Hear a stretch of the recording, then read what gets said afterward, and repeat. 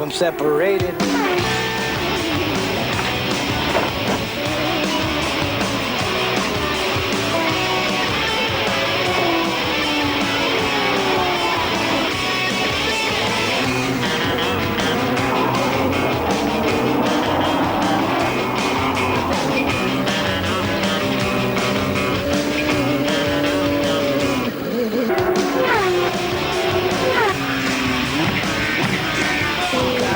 Separated.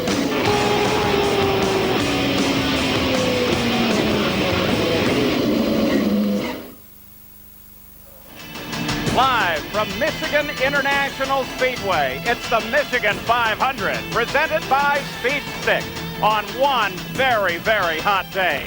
Hello and welcome. I'm Paul Page. We've got some great stories for you here on a brand new repaved track. It's gorgeous. But before we go ahead, let's take you back 1 week to the race at Cleveland, because there's still a lot of anger over that one. And as a result of some of the actions in that race, and in fact in the season, there's been some penalties assessed for driving errors throughout the season. Michael Andretti is now on probation for the rest of the season. And for that little stunt after the checkered flag when Robbie Gordon drifted over into Michael, well, he's been fined $10,000, and he's on probation until the end of this season. So that wraps up the race at Cleveland. Now the Michigan 500. This is always a fascinating race, and in fact, there's always some history that goes on here, and we certainly have had that this weekend. On the pole, Firestone tires, first time since right here in 1974. A Honda engine, first time ever. And this gentleman, Parker Johnstone, who has never started on an oval. What a great day. God has really smiled on us this weekend. I've been with Honda now for 11 years and the Comtech crew for 10. What a great debut for oval racing. I think the fans are going to have a great race. Certainly the drivers are going to have a chess game at 230 miles an hour. What a fantastic event. Yeah, but what about this heat? Heat? Well, I tell you, in Central Oregon on the ranch where I live, you dig enough post holes in a day, this is nothing. All right, Parker Johnstone starts her on the pole. Now, let's take a look at this points fight, because it's really become fascinating. Jacques Villeneuve, of course, has a very long lead in the points over Bobby Rahal. Robbie Gordon won't score any points today because he's not going to race today. But Jacques Villeneuve still is chasing that championship. And right now, Jacques Villeneuve is over with Jack Arute. Well, Paul, Jacques Villeneuve is the winner of the other 500-mile race, of course, that one coming at Indy. And, Jack, the question that begs to be asked is, your win there, how has it affected the way you're going to run this Michigan 500? Oh, it's going to be very different. First of all, in Indy, we lost 2 laps on that first pit stop when they took it away. So, we had to be pretty aggressive to come back up. Where now we're leading the championship. This is a race where in the past, there's been a lot of engines blown, so it's really important to, take it easy and be there at the end to make what points you can and think about the championship. Points so very important to this young man. Gary Gerald? And we're with Michael Andretti. Michael, this has suddenly become a drafting game here in the Michigan 500. Is that going to make this race totally different than the 500 you've run here in the past? I think it's going to be similar to what we were able to run back in like 1990, 91, where you would see a couple lead changes per lap when the track was a little smoother back then, and I believe it's going to be a lot like that. Now, you've been handed the probation as the aftermath of the last race last week in Cleveland, and I know you're not happy about that. Will that impact your driving style at all today? No, I mean, just go out and do what I always do. This place, nobody takes any risks at all. If you do, you're not too smart. So, it's just... it's a long race, and you just want to be there at the end. And if you do something, you make a big mistake, it could have cost you. Thanks, Michael. Paul?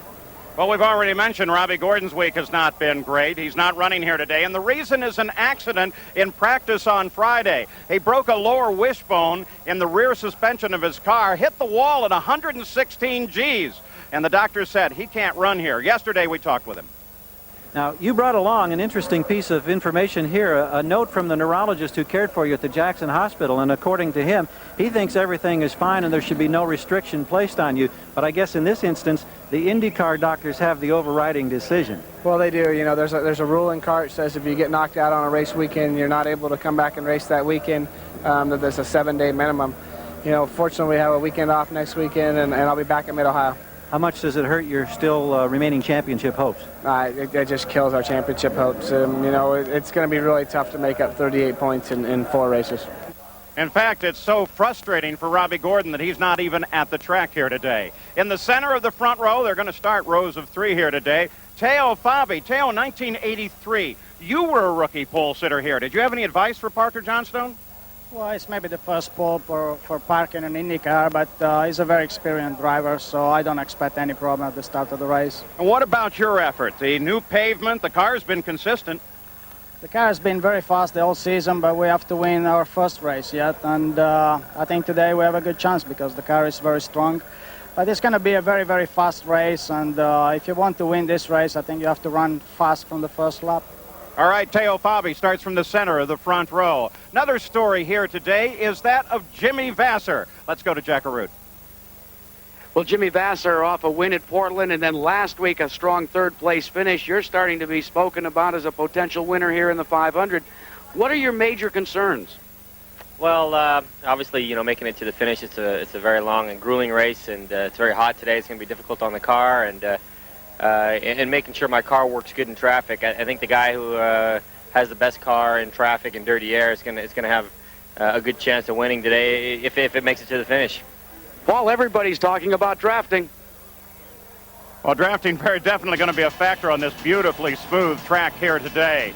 Well, the Michigan 500 is coming up, and when we come back, Jack Arute has a very special look at the current points leader, and we've got some other great stories for you. Stay with us. Back to the Michigan International Speedway, where the skies are blue and the weather is hot, 95 degrees. This track is traditionally the fastest of all the tracks on which the Indy cars run. And Bobby, it has recently been repaved, as Paul said, and some of the drivers are calling it as smooth as glass. Well, it is, Sam, but that equates to 3 to 5 miles an hour around this track. Now, this has caused the officials to want to slow the speeds down, so what they did is cut the turbocharger boost from 45 inches down to 40 inches. This was about 75 to 100 horsepower. That's what they've done to slow them. Well, some people might think that if the engines produce less horsepower, they must necessarily be more reliable. That's not the case.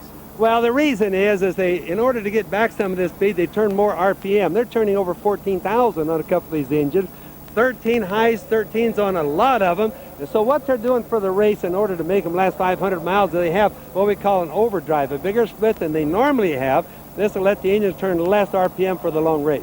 Bobby, what about the heat? Parker Johnstone said it wasn't going to bother him. I don't think. It's going to bother everybody. It's hot today, 95 degrees hot, but the drivers won't be so bad because they have a lot of air going through the cockpit. The guys that are going to have trouble is the mechanics right down the pit. There's not hardly any air circulating down there. It's like you're in a soak tub down there. Well, we've got an announcer down there in the pits, Gary Gerald. Gary? Sam, it is hot, but no matter the heat, when you come to 500-mile races, a special air of anticipation. And remember, the last super speedway race, Indianapolis, this young man from 2 laps down to get the Indy 500 win, Jacques Villeneuve, getting ready now. He's leading the point standing. This season has been just like a Hollywood script. With more, here's Jack Arute. Success dreamed of by the child is earned by the young adult. But Jacques Villeneuve denies personal accomplishment. For him, it's a team thing.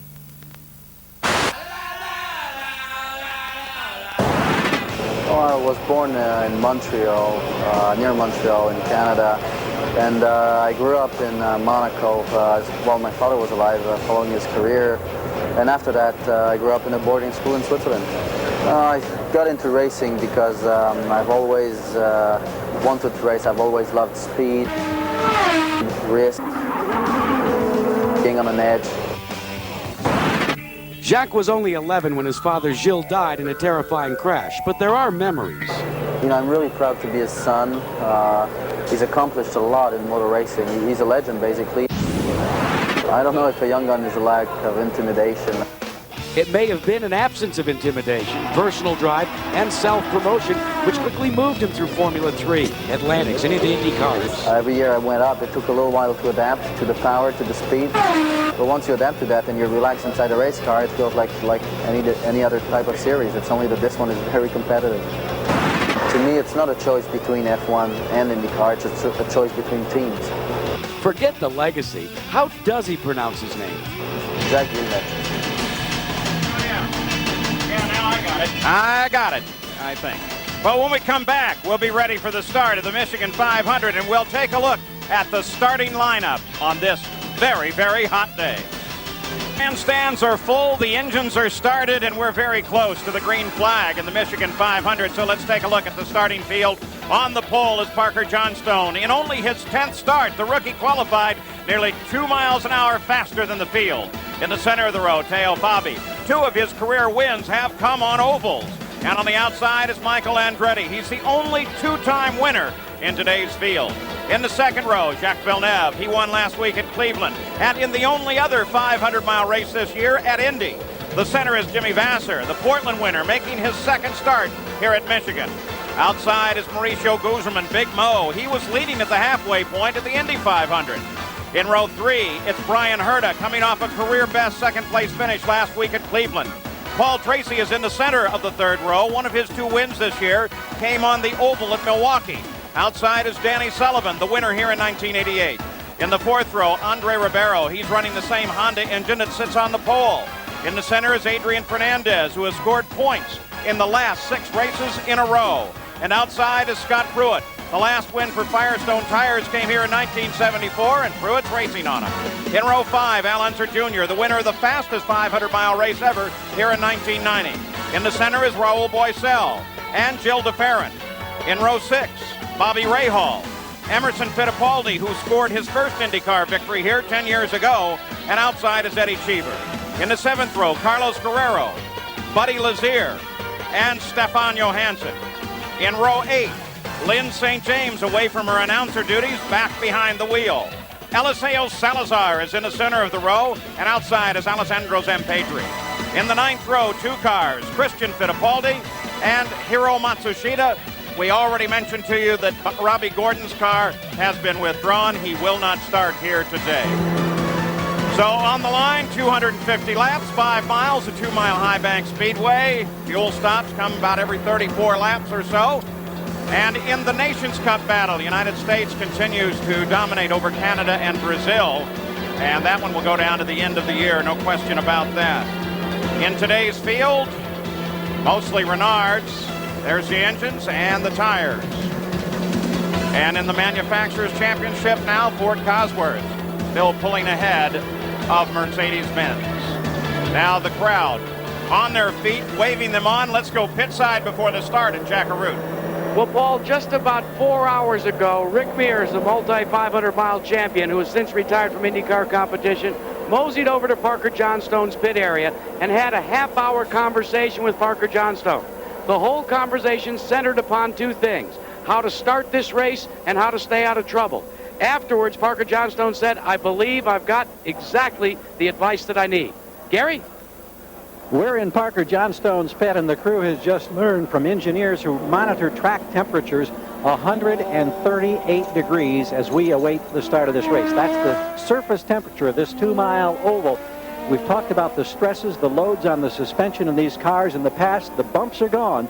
It's going to be sensational racing, but it is so very, very hot. You wonder what toll that may take on equipment and driver before this afternoon is over. And right there is just the perfect picture to show you how beautifully smooth this repaved track is. The drivers say it's like glass, as Bobby Unser suggested, and that could make for one incredibly fast race. The fastest 500 ever was run here. Will it be faster here today? Take a look at a couple of the onboards we've got for you. This is for Michael Andretti. He'll start outside the front row. Paul Tracy is a bit back in the field in 8th starting position. And Bobby Rahal, of course, we have that camera mounted right on the nose of his car, starts back in 16th position. And Stefan Johansson a little further back in 21st. Again, the camera is right there on the nose of the car. Brian Herta's car. Now we've got a good set of cameras on his car as well. And then Scott Pruitt.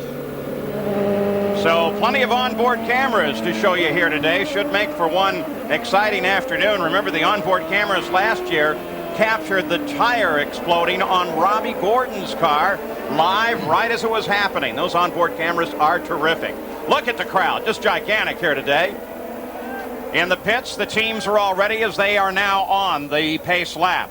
And Bobby, the heat here today, heard it mentioned several times, It'll affect the drivers, but it'll affect those machines much, much more. What about the tires with that surface temperature? Paul, that's what I was just poking you for. I wanted to tell you the tires are going to take the most views of everything today other than the guys in the pit.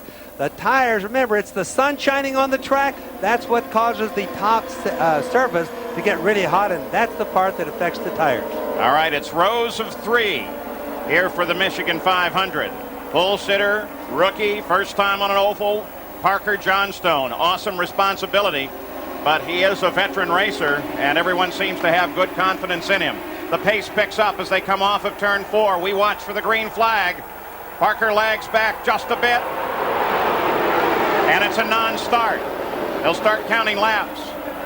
But what they're really looking for is to see the pole sitter cross the line first, and Jacques Villeneuve looked like he was cruising right up there. Yeah, Villeneuve was sneaking up on that. Now, they'll only let him do this the next time. If he does that again, they'll just put him to the back of the pack.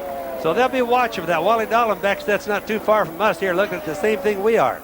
Jim Swintal, the starter for the Indy cars, very conscientious about those starts. Has a long conversation with the front row, tells them where he will most likely go green and what he would like to see the alignment. And one thing is he always wants to see that pole car head for the line first. Another thing to realize is it's not important who leads the first turn of the first lap of this. This really is a long race at 500 miles. All right, off the 4th turn again. Will they start him this time? Still straggled a bit, but at least Parker Johnstone is out in front. But no, says, nope, not gonna do it like that. What was Fabi doing down there? Well, Sam, that was that Johnstone just really jumped it. Now I thought maybe he hadn't done right before. Remember, this is the first time that he's ever been on an oval or on the pole. But why Bobby did Fabi, and you'll see it here. Because he was way ahead of him. And why not get behind? If they do throw the green, he needs to pick up a draft so he can stay with him so the other guys don't pass him. Now remember, because of fuel, these laps under the yellow do in fact count. So if we get green this time, it'll actually be at the conclusion of the second lap. I'm not so sure, Bobby, you can really hang that on Parker when other guys are maneuvering quite the way they are. Here we come. Turn number 4, the move again. Front row kind of a line, and again Teo Fabi drops down, but this time it's going to go green. And here we go, 4, 5 wide into the first turn. Parker Johnstone leads them through 1. Teo Fabi runs up high. Michael Andretti drops into 3rd. Villeneuve 4th. Jimmy Vasser is 5th. They're still spread out fairly wide coming onto the backstretch. Remember, there goes Fabi down the inside trying Parker Johnstone. Remember that most of the practice laps here have been done with the cars running by themselves. This is the first time they've been bunched together, Paul. Coming for the line, Parker Johnstone leads the first lap of racing. He'll be scored with 3 laps into the record book. Teo Fabi in 2nd place, then Michael, then Jacques Villeneuve, then Jimmy Vasser. Mauricio Gugelmin is 6th, followed by Paul Tracy, Brian Herter, Andrew Ribeiro, and Danny Sullivan. Now, the important thing for all of these guys, what they're doing right now is trying to see what will win. They've never had this many cars, as you mentioned, on the track at one time. So they're trying to see how the drafting and how the guys alongside them are affecting their race cars. Right now, there is no prevailing breeze. You can see the trees at the top of the screen. Everything is dead calm. Jimmy Vasser runs in 5th place, chasing Jacques Villeneuve. They've strung out as they all start to look for racing room. And I think Bobby trying to find out what kind of grooves are available out there. Yes, and they're going to find out that this track, being all new, the groove is wherever you want it to be. As we saw in the IROC race yesterday, you can just run on the bottom or you can run on the top.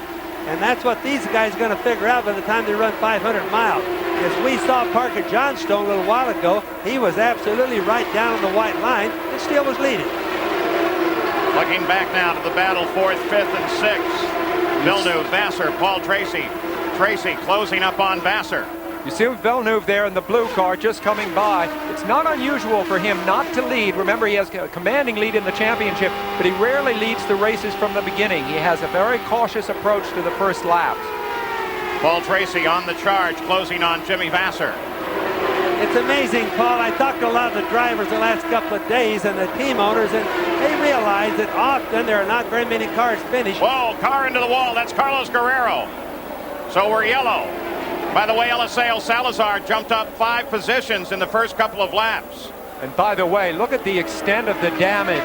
This track, when it strikes big. That car's torn up bad. Keeping an eye on Guerrero to make sure he is all right as well. Fairly still in the cockpit as Parker Johnstone slows down and comes by.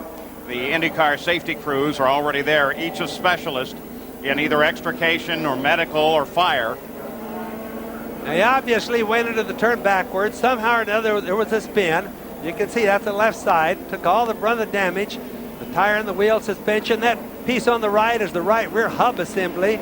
The uprights and all of that together, separated from the wheel. And he's okay. There's some well, he's at least capable of climbing out. Which Robbie Gordon 2 days ago was not. So it's good to see movement. So as Carlos Guerrero steps over the debris of his wrecked race car, one Lola is junk right now, and we have our first racing yellow of the day on lap 6. Still under yellow at Michigan, floating overhead, one of America's most enduring corporate symbols, the Goodyear blimp. The Spirit of Akron is providing us with an aerial view of the track and the surrounding Irish hills of Michigan, a truly beautiful area. The yellow is out because of the accident involving Carlos Guerrero. He climbed out of the car. We'll update his condition here shortly. PPG, the major sponsor of the IndyCar World Series, prominently displays its pace car team at each race. Its fleet of 30 cars are used beyond just entertainment. Well, the pace car team is made up of 14 professional female drivers who race in other circuits, and they drive our special PPG pace cars, of which there are about 30 in the fleet right now. And the pace car program was designed basically for 3 reasons. First of all, to help the OEM manufacturers showcase their new models and hopefully build sales of those models in the showrooms. Secondly, PPG uses it to showcase new colors that may be 3 and 4 years out and see what the public's acceptance of those new colors are. And also, we use the actual paint on the cars themselves for durability tests. We look at the stone chips and bruises and sun exposure, that sort of thing. And then finally, we use the cars for customer entertainment. If you're a PPG customer, you get to go on a pace car ride, which is something the typical race fan doesn't get to do. PPG and the PPG pace car, Johnny Rutherford at the wheel, a long-term sponsor of the Indy cars. We'll be back after these messages and a word from our ABC stations. Yellow flag on the nose of Stefan Johansson's car. Tonight on ABC, it's an hour of America's Funniest Home Videos, followed by Lois and Clark, and then Rebecca De Mornay, Jill Eikenberry, Jason Robards, and Peter Gallagher star in an ABC miniseries event, An Inconvenient Woman. All tonight here on ABC.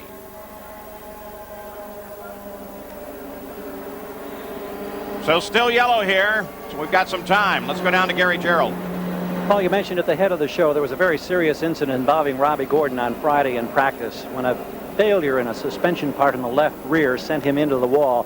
A tremendous hit left him unconscious for several minutes. He, of course, out of the hospital doing well. But because of that accident, it was determined that it was a failure of a part in the suspension. It was on a Reynard chassis, and so Bruce Ashmore and the designers at Reynard immediately tried to make a fix. This is the lower wishbone. This is the piece that was in question. It takes a tremendous stress here at 230 mile per hour speeds on these banks. They cut this piece out. They had a local manufacturer then make this bushing and this top piece here that is 90-ton steel as opposed to 50-ton steel that was used before. Greatly strengthened it. As you can see, there are threads here. Instead of it being welded in, they now bolt this into this particular bushing, weld the bushing to a tube that runs all the way down with spot welds all the way down through this particular arm. It's on the lower left, and you say, why does it absorb all of the tension and the stress when the car leans to the right? Well, as it leans to the right, it pulls on that left side. And at these tremendous downforce and tremendous speeds, you have all of this stress. It led to the failure. It was a high-mileage part. It had 1,700 miles, so they made the fix. A couple of the drivers have that in their cars today. Other people have entirely new pieces trying to preclude what happened to Robbie Gordon. Jack?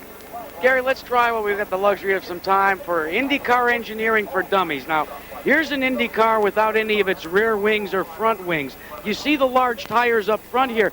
Well, these large tires, they create an excessive amount of drag. Believe it or not, the drag coefficient on many of the American passenger cars is far less than what is on an Indy car. So now when you're hurtling at speeds of over 220 miles an hour, engineers have to try and adjust the downforce on the car. The more downforce that's created by the front wings and the rear wings, the more drag that it's created and the less speed that you're able to get for the amount of horsepower you have. So what engineers do is they run a knife edge balance. They try to take as much downforce out of the car before a driver can no longer drive it. Why? Because they want the top speed. So when you hear a driver talking about his car being balanced, that means for that particular track, he's got it exactly the way he wants it. The coefficient between downforce and speed is exactly perfect, Paul. So, with rain tires, no wing, and no nose. Now, I don't think I'd drive that car. They're still trying to clean this track up. We're under yellow after Carlos Guerrero's accident, and we'll be back. Back with just about one lap to go before we go back to green flag racing. Parker Johnstone, leading an IndyCar race for the first time in his career, has now led 15 laps, and good moves. Salazar from 23rd to 20th, Eddie Cheever from 18th to 15th, Paul Tracy from 8th up to 6th, and Andre Ribeiro from 10th up to 8th. So in those first couple of laps of speed, we have seen some action. Now, one thing we're going to be able to do is listen in on the two-way communication with Scott Pruitt. You'll be hearing the voices of Scott Pruitt and perhaps a little clearer that of Jim McGee, the team manager for Patrick Racing. 12 o'clock in the fuel, Scott, 12 o'clock. That was the voice of McGee. And there is Scott Pruitt on the track. He currently runs 11th. Bobby, I didn't hear that good enough to get that. It's 12 o'clock. I don't know what he meant. That's the adjustment of the fuel dial. It's probably adjusted straight up. All right, we're ready to go green once again. Green. And that's how they tell. In case they're not looking ahead, Parker Johnstone takes the lead, but take a look at Teo Fabi as he now begins to close in. He's going to try a low move on Parker. Parker comes across the front and pulls away. And yeah, what I just wanted to tell you that what it means, the reason they say green, green, green, because on a restart, they as soon as it goes green, I don't care if they're on the back straightaway, they can start passing, and that's really important. Boy, take a look at Michael, who's on the fly as he just screams past Teo Fabi and picks up second place. 3 different engines, the Honda engine of Parker Johnstone out front, but you just saw the power of the new Ford Cosworth engine in Michael's car, breezed by the more normal engine on Fabi's. Back on Paul Tracy's car right now, he runs 6th, but he begins to challenge Jimmy Vasser just ahead. That blue car, that's Jack Villeneuve. And let's keep in mind, these cars are like flywheels. It takes a while to get the speed up, and that's the reason you see a passing sometimes. Oh, look at this. The Honda power of Andre Ribeiro really paying off on the backstretch. Talk about it. Just cuts right on past Paul Tracy. Talk about a difference in engine power. Both Hondas are really moving. Here comes Ribeiro setting up another Ford engine. The Ford engine in Vasser's car. Watch him. Fernandez, Pruitt, and Al Unser Jr. were all able to get past Herta on the restart, and that brings them up into the top 10.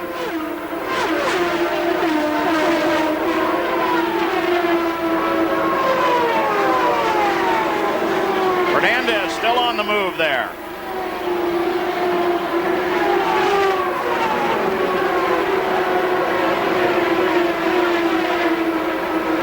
Back to the fight, Jimmy Vasser, Andre Ribeiro.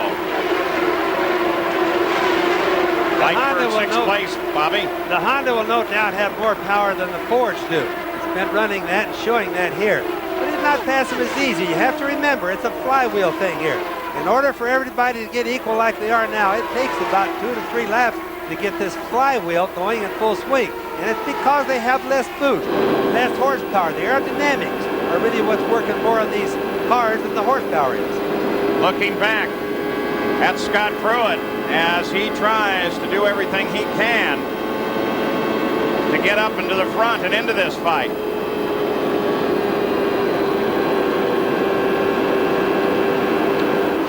You can see how wide the grooves are. You know, they don't, everybody was talking about when they first got here that the new track, new pavement rather on it, it was going to be a 1-groove track. Well, already you can see we've seen 3 grooves wide already with almost 25 cars doing it. You can see Scott right now, he's all over the place. Pruitt working on the Gallus driver, Adrian Fernandez. Just put yourself for a second in Pruitt's place. The tension, I mean, things seem to be happening in slow motion. Remember, they're going 230 miles an hour. Anything that goes wrong at this speed could be catastrophic. We'll ride with Scott Pruitt. He is 10th. He makes the move on Adrian Fernandez. Now what happens there is Adrian was running low, thinking that he was going to block Scott. this racetrack because of the grooves being so wide. There's Jack Villeneuve comes off and into the pits. That's unscheduled, Paul. Boy, absolutely. 22 laps into the book. This could mean trouble for the points leader. And he's going too slow. He's got some sort of a problem. He's going way too slow coming in. Green team is right there, and the IndyCar officials are saying, hold it, we've seen something here. That's the crew guys saying they found some sort of a problem right there with his hand in the air. Something in the right rear. Suspension, we're talking to Renard. Wheel bearing, what could this possibly be? But before you answer that, whatever it is, it may speak once again to the toughness of Michigan. Well, it's definitely in the right rear. Everybody's seeing something right in the right rear. I can see smoke coming back there a little bit too, Paul, so he's probably got a bearing in the upright that's gone. That would be only his second breakdown in the last 9 races. Let's go to Jack Arute. Well, we're showing you the rear hub that they're going to pull out and put on the right side of the car, Paul. So definitely this is going to be a long stop for your point leader. Now there's the upright right there. That's what Jack's referring to as the hub. Now most likely the part that's gone bad is the bearings inside to keep the whole thing together. Yeah, and Jack Arute, any idea, Jack, on the hub, what might be the problem? Wheel bearing, a connection, what is it? Well, right now, Paul, they're really not going to discern what the problem is. It's easier just to change it and get them back out there. The reason, of course, they'll put this work in is this race is notorious as being one where people break down. You could spend 10, 15 laps in the pits right now and still finish in the first 5 at the end of this day. Another thing you have to worry about, Sam and Paul and Jack, is when they put those things back on, they don't get aligned as good as they were when he started the race. All right, Michael Andretti, who is third, but he's dropped way back. Listen to that engine. What is that? A little bit of back off. He backed off just for a minute there, or he could have popped a gear shifter. Remember, they told you they have 2 gears that they race with. One of them to get rolling with that they'll use certainly after the restart, and the other one is what they call the cruise gear, like the overdrive in a car. Well, I buy the gear change, Bobby, because I don't think he'd have backed off at that point on the track. Yeah, but look at this. Michael comes off the corner low. That's Paul Tracy closing in on him. And Michael, for the most part, just lets Tracy cruise on past. Are we going to see Michael Andretti in the pits shortly? He's staying out right now. Here comes Ribeiro there. He's shooting right by him. No effort. Oh, whatever it is a problem now. No question about it. Look at the difference in his fastest lap at 224 and his last lap at 208. Yeah, he'll be in pretty quick. He's got a bad problem. He could even have a broken header on it, too. This team has complained about these new Ford engines, and it looks like one may be letting him down now. What about Michael, Gary Gerald? On the radio, he's telling the crew, Paul, that it's something to do with the engine. He says it's very much like what happened at Cleveland. Remember in the last 12, 13 laps at Cleveland, they traced that after the event to an ignition problem. Michael thinks it's the same. They're waving him into position as he's on pit road. So on lap 28, Michael Andretti brings an ailing engine into the pits. The team, most notably in the person of Paul Tracy, has been concerned about their Ford engines thus far. And this may be further evidence of that concern. He shut her down. The cowling comes off. It's going to be a long stop for Michael. Parker Johnstone is still the leader, followed by Teo Fabi. And with Michael's turn into the pits, Paul Tracy picks up third, followed by Ribeiro, and then Jimmy Vasser in fifth. This is our best fight on the track, as Ribeiro is trying to close Paul Tracy. And Ribeiro so far has been the fastest moving of the guys in the middle part of the pack. Look at him suck up behind Paul Tracy right there. But he obviously doesn't have the handling. As soon as he gets to turn, he backs off a little bit. Handling, you got to remember, this track is almost all turns. Handling is very important. Of course, horsepower is. But horsepower only does you good if you have the handling to go along with it. We'll keep watching as Ribeiro moves to the inside of Paul Tracy. They're side by side through the first corners, but Tracy gets a little better run off the corner. Still, will he be able to hold it down the backstretch as Ribeiro begins to use that draft? Darts out, darts to the inside, and Ribeiro is around Tracy. That puts him into third place. Gary Gerald, any more on Michael? Gary Gerald, any more information on Michael Andretti? Indeed, they've taken and changed all the electronic components that they can, and they will try to fire the engine and get him back out. The engine just now coming to life. The wheels are moving. We'll see if this works. It engages, stutters, and slowly he gets away. So Michael Andretti sputtering back into the action. The same time Al Unser Jr., who started 13th, is now running 8th. And Michael tries to get her back up to speed. Hopefully they have whatever problem he has fixed. And Parker Johnstone is still the leader. Al Unser Jr. is on the fly. He's been carving his way up through this field. And now is battling Big Mo, Mauricio Guzman, for 6th. Not much of a battle. He dispatches him just that quickly, and now will set his sights on Jimmy Vasser, who runs ahead about 200 yards. Jacques Villeneuve is already back into the fight after they've done the work on his car, but he has fallen well back in the order. We'll try to give you an update on how many laps behind. And Guzman, who had a good battle going for a while with Paul Tracy, just got really sucked under by Al Unser Jr. when he came up and got Tracy, and then got by Pruitt, then got by Guzman. So now it is Scott Pruitt and Mauricio Guzman that battle, but Guzman comes off the corner low. They have been running side by side like this for several laps.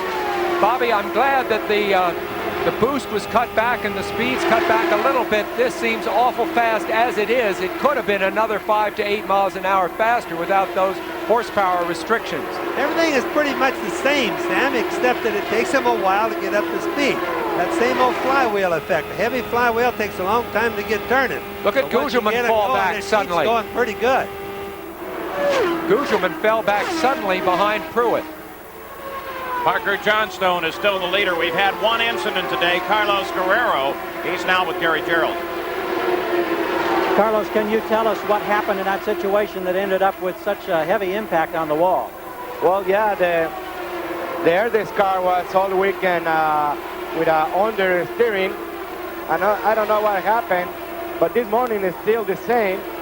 And at the race, the car was with oversteering, completely different than was this morning and all weekend. So I start moving my bars to try to find the correct setup of the car.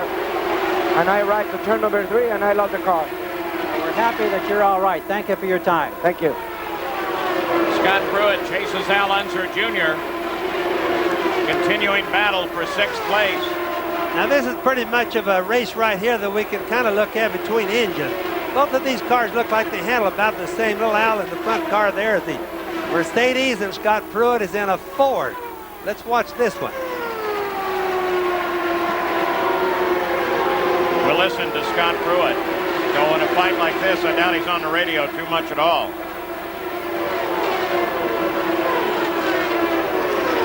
Eddie Cheever driving for A.J. Foyt, who has not been quite as racy since that first lap accident at Indianapolis. Looking pretty good here today. Started 18th, now runs in 10th. You can see little Al on the left, Scott behind him. Now Scott's picking up a draft, Paul. Not a whole lot of draft, just so everybody knows, because these cars have to get a little bit closer than that to get a big draft. You ride with Scott Pruitt. Started 12th, now in 7th, chasing Al Unser Jr. Battle for second. The race. He's about 7 As seconds Andrew Ribeiro behind us. overhauls Teo Fabi and moves into second. That They're makes also moving Honda's through lap traffic right now. That makes Honda's 1-2 in this race at this point, and also Firestone Tires 1-2 over Goodyear. Goodyear has this enormous winning streak of over 300 consecutive races. I don't think they've been menaced like this in 20 years. Sam, I think what we're seeing here is a horsepower difference and not the tire differences. I think these tires have been pretty evenly matched. Firestone and Goodyear. Oh, I agree with that. I just mean as far as the outcome of the race. Yeah, the Honda is just giving those. Paul Tracy grabs off 3rd place. Puts Teo Fabi back to 4th. And speaking of Teo Fabi, let's go to Jack Arute. Well, Paul, the combustion engineering team wants to try and make this a 5-stop race, and the way they're going to do that is try and make their first stop no sooner than lap 50. So they're down low on fuel, but they're going to try and run it 6 more laps and then look for Teo Fabi to come on to pit road. We're on lap 44 of 250 right now. We should see many of the teams beginning to lay out equipment for a stop any time now. Fastest lap of the race thus far was just turned by Parker Johnstone at 230.6 miles an hour. That's not a lot with a draft, too. Remember, all this air moving around makes like a big whirlpool. It really helps them in speed. Another thing to remember is nobody, meaning the mechanics, don't know what the fuel mileage is going to be at 40 inches of manifold pressure. So here comes, looks like Johnstone right into the pits right now. So they don't really know what their fuel mileage is, so right now it's going to be interesting. The leader of the race, Parker Johnstone, he's led the first 45 laps. He relinquishes now, Gary. Oh, Paul, he slides no. through. They've blown the stop for the moment. We were afraid of that. From 230 miles an hour down to 90, it's slippery on the concrete. He slid through. They roll him back, and now the hoses are in place, and the tire changing process begins. But this is just a real tough stop. Remember, as you pointed out, this is his first time ever on an oval race. First time for this crew to work under these conditions. They were poised, they got him back, he's refueled, and he's underway. Let's go to Jack. Well, Gary, now Andre Ribeiro will make his presence known on pit road, and we almost have a crash here between Adrian Fernandez and Parker Johnstone as they come by Ribeiro's pit. The team is set waiting for Andre to come in, and it looks as if as well we're going to see if possibly Teo Fabi will come in. No, Fabi looks like he will stay out, so it's all going to be Ribeiro on pit road. Going down very slowly. The speed limit is only 90 miles an hour. The Honda team will go to work. Remember, it is very tough to get from that new pavement onto the concrete there without having problems. They've had problems all through practice with that. We saw cars spinning as they left the pits in practice. So Andre Ribeiro, But Sam, remember, the one thing that Andre Ribeiro has going for him that Parker Johnstone didn't is the fact that he was able to do this in the Indy 500 as well. Go from blacktop to concrete. Right. Lead swaps regularly now. Picked up by Ribeiro, then by Teo Fabi. Paul Tracy is in the pits now, as most of the teams making their stops. Not yet stopping, of course, though, is Teo Fabi. Jimmy Vasser and Scott Pruitt are staying out as well. So is Mauricio Gugelmin, trying to milk every mile they can out of those fuel tanks. And the idea, Paul, is they need a yellow. If they got a yellow, they would pick up roughly about a lap advantage on all the guys that are pitted now. They're looking for Lady Luck to help them, and that's a good reason to stay out. Mauricio Gugelmin from fourth place finally heads in. Teo Fabi from the lead. And here he is, Jack. And Teo Fabi, the crew will go to work. Now let's watch and see, besides changing the tires and taking on the fuel, as you watch this pit stop, make sure to see that the crewmen, especially on the front, don't go towards the nose. One crewman tries to take debris out of the radiator. No changes on the car suspension-wise in 12.3 seconds. And Jack, A.J. Foyt's playing with the tactics here. He's kept Eddie Cheever out, and Cheever picks up the lead. Remember, he nearly won the race at Nazareth on a good fuel strategy that went wrong only when he didn't get a full tank of fuel on the very last stop. There's Parker Johnstone, all these stops made under the green as he comes back up to speed. And as soon as the stops are complete, we'll reset the order for you. Cheever leads it. Brian Herta has not stopped either. He is in second place. 50 laps are complete. Cheever comes in. We expect Herta shortly, and then Parker Johnstone will pick up the lead once again. But in second place will now be Christian Fittipaldi, at least for the moment, who stopped on the 37th lap.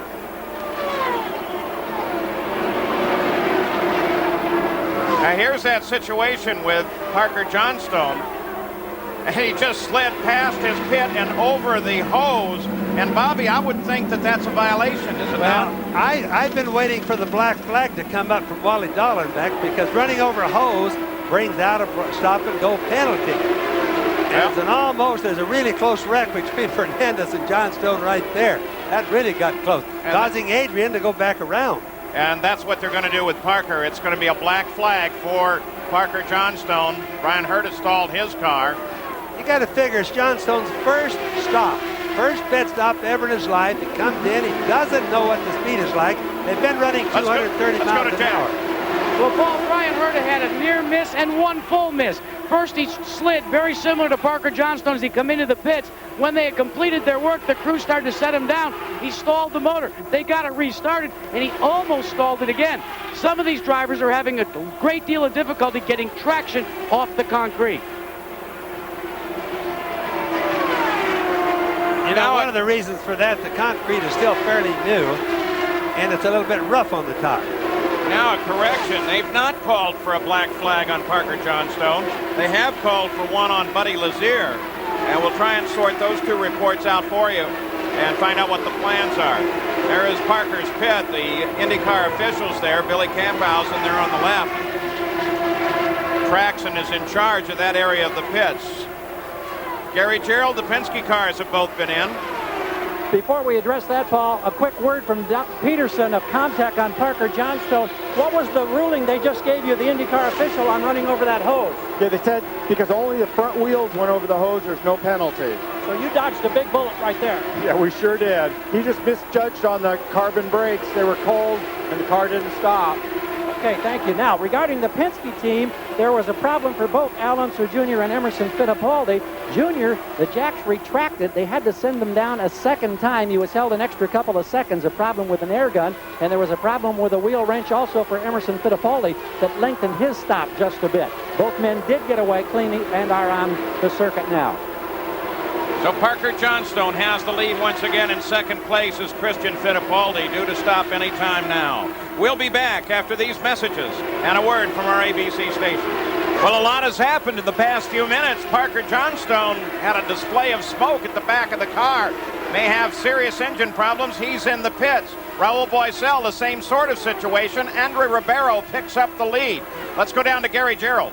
Paul, as it turns out, it's not an engine problem for the Honda driven by Parker Johnstone. It's the upright on the right rear. It could be a wheel bearing, it could be a CV joint, but it's definitely in the upright. And just as Team Green did with Jacques Villeneuve, they are now changing, the Comtech team is changing the upright on the right rear for Parker Johnstone. Meanwhile, he sits under an umbrella trying to stay cool while his team works on that very hot suspension part. Let's go to Jack.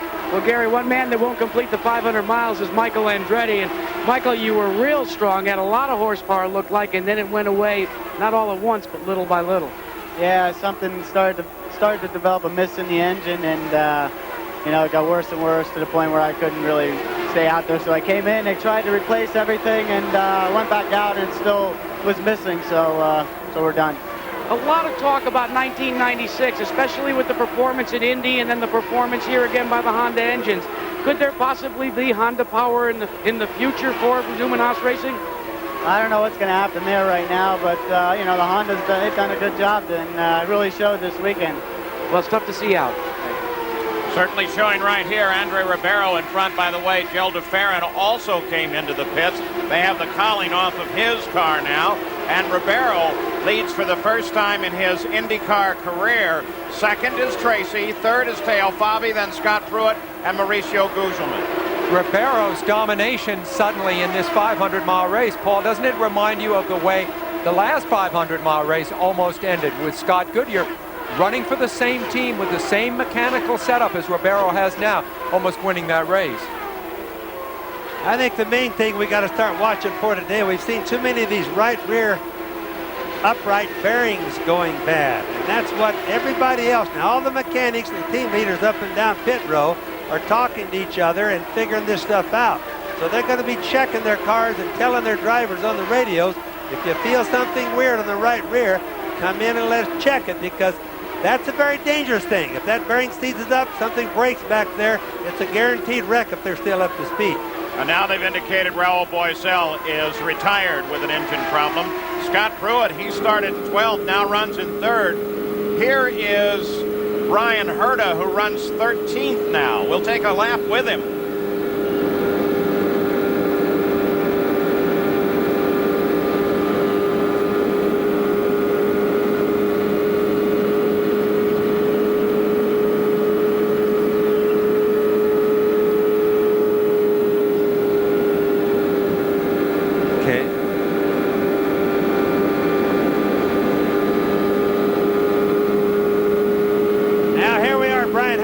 His hands.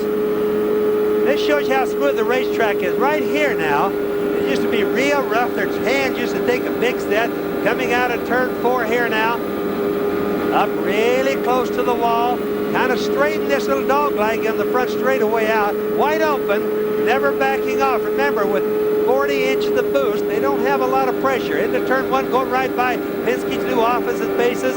Coming out of turn 2, really close to the wall again, down the back straightaway. Takes a hand off the steering wheel. Very relaxed. Now, he can do that on this new track because it's paid. Just didn't do it in the old days or like a year ago. But just watch him. Very easy. His head is leaning over against the right, pulling probably 2.5 or 3 G's in the turns. Down the front straightaway again, right by the start-finish line there. Easy on the steering wheel, not a bit of problem. Takes no pressure to turn that steering wheel right now. Then Jill DeFerrin, where we told you he was in the pits. There's Jim Hall. Gary Gerald? Yes, indeed. DeFerrin having a problem with the electronics. That was, of course, what brought Michael Andretti in initially. Like the Newman Haas team, Jim Hall's team changed the electronic components, set him back out. We understand, however, from the crew, it is still not functioning the way they would expect it or want it to. So problems continue for Gilles DeFerrin. And as a matter of fact, while he runs down the backstretch with a cluster of other cars, right behind him is the leader of the race, Andre Ribeiro, who closes up behind him and being quite careful in the pass. Saturday on ABC Sports, the Indianapolis Motor Speedway rolls out the red carpet for the stars of stock car racing. Defending champion and NASCAR points leader Jeff Gordon battles a field of the world's finest at the Brickyard 400 live. And then on ABC's Wide World of Sports, Dale Earnhardt and the world's top drivers battle in identical cars in the International Race of Champions. Plus, we begin coverage of the World Track and Field Championship from Gothenburg, Sweden. That's all Saturday here on ABC Sports. Al Unser Jr., by the way, has pulled up into 4th place now. So it's Ribeiro, Tracy, Pruitt, Unser Jr., and Teo Fabi, the top 5. This is Ribeiro's best race by far this year. His finishing positions have been littered with positions in the teens, except for Elkhart Lake, where he finished 4th. He has never led convincingly like this. Pruitt at the back of Tracy, battle for 2nd.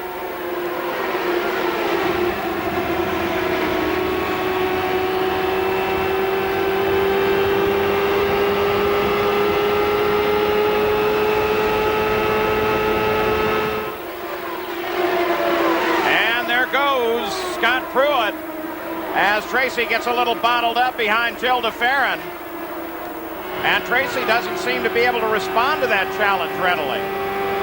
Remember how Pruitt and DeFerrin came together in the last laps of the race at Cleveland last week, putting DeFerrin, who was leading the race at the time, out. Raul Boisel out of the race. Let's go to Gary Gerald. Raul, you want to go 500 miles. Did the power plant just give up in this heat today? What happened? No, I'm an early spectator today, but my Duracell Lola was running fine. We even paced ourselves because we knew it would be a lot of mechanical problems this race, and you know, just gave up too early. How about the heat and the actual conditions on this new surface here? No, everything's fine. It's not too bad. It's hot, but you know, the smoothness of the track make much easier this year. We're sorry you're out. Thank you. Thank you. From time to time here, you'll see the number 12 car of Jimmy Vasser. He had a 39-second stop. He had trouble with his right rear as well. And he is running in 11th, trying to get back on the leader lap. It's obvious that this track imposes. You see the battle for 3rd. Now it's little Al Unser on the right there. He has come up so far from his grid position and now is threatening Paul Tracy. But it's obvious that this track imposes incredible loads on the suspension. Another thing, when a guy is drafting like little Al, boy, look at him coming up. Big time. Boy, that was a draft. Really got to run. I'm just starting to say, the drafting is free. Boy, you can get a tow better than getting with a tow car helping you out. Just really get a big suction. So Unser Jr. up to third place. Jack Arute, Penske's looking strong here. And Paul, his performance, that of Al Jr., may have been preceded by his lack of performance in Indianapolis. Let's go all the way back to the Memorial Day Classic. Remember, Little Al was the only driver of the two between he and Fittipaldi to try and stick with the Penske. The reason he said after the race is, I wanted to get that car in the field because it may be slow, but in race conditions, as he goes by Scott Pruitt, in race conditions it drives like a Cadillac. It's just a breeze to drive. He doesn't qualify well, but he wanted a car that could go 500 miles in comfort. And in the heat, in the humidity, and the pressure of today, it seems to be paying off for Team Penske.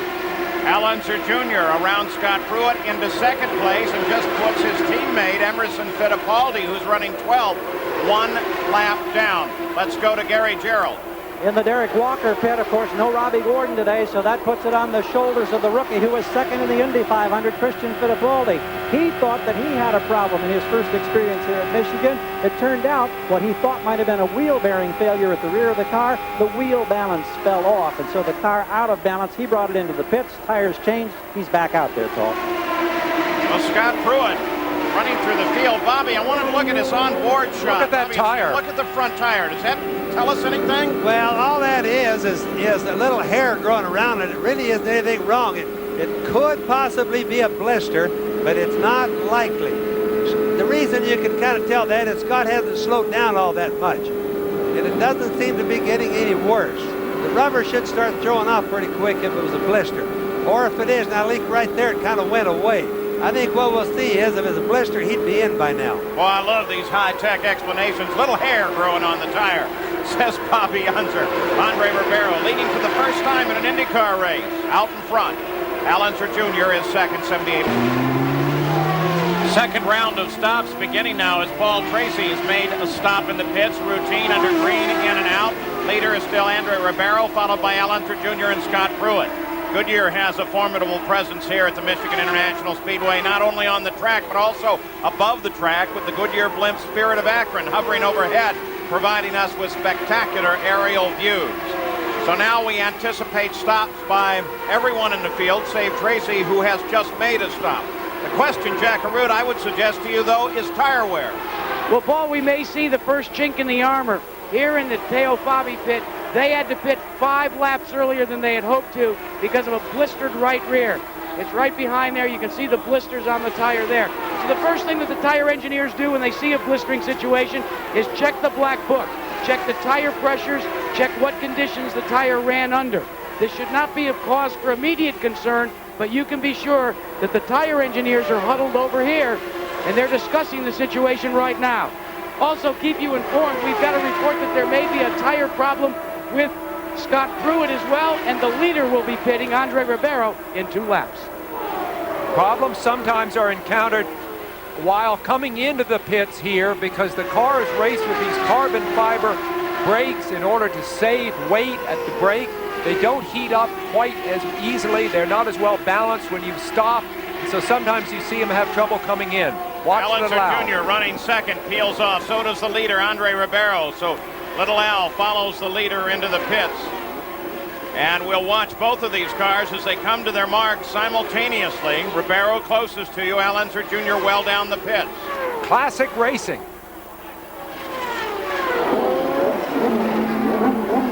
Everything routine for Unser, just waiting for the field. Got him rolling in 13.6. Gary, problems with the Firestone tires on the right front. A blistering problem for Andre Ribeiro. The right front tire has a blister all the way around. So as we suspected, there are tire problems both for Goodyear and Firestone. We can get a shot of it right here. You can see the blistering, not on the right rear, but on the right front. Well, the problem that we have is we have a crewman that was trying to hide it away from us. We got him away. There you go. Just like Goodyear. The guy shouldn't try to hide it, Jack, because we can see it on television. That's exactly what's happening. And a lot of that is caused from the track. It's very hot today. The sun beats on the track, gets the surface very hot. The tires have not blistered all during practice and qualification. But this is what happens when the temperature goes up. Now right there you can see that hair growing around on Pruitt's car, and that's blistering. Now the tire's not unsafe. If it doesn't get any worse than that, of which we've watched him run for a long time, it's not unsafe, but it does take away a little bit of traction. And as you can see there, Scott Pruitt moved up from 12th, now runs in the lead, due for a stop any time now. And we'll listen in, see if they're going to call him in. Got a clean pit.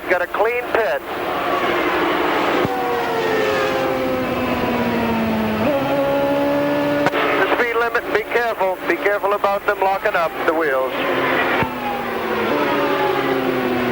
That's Jim McGee talking. Gentlemen, we got the same problem with the right front on Scott Pruitt's car. Blistering on the right front, taking a survey of the right rear as the crew completes their work and taking on the methanol fuel. No problem with the right rear. So it's right fronts for Firestone, right rears for Goodyear.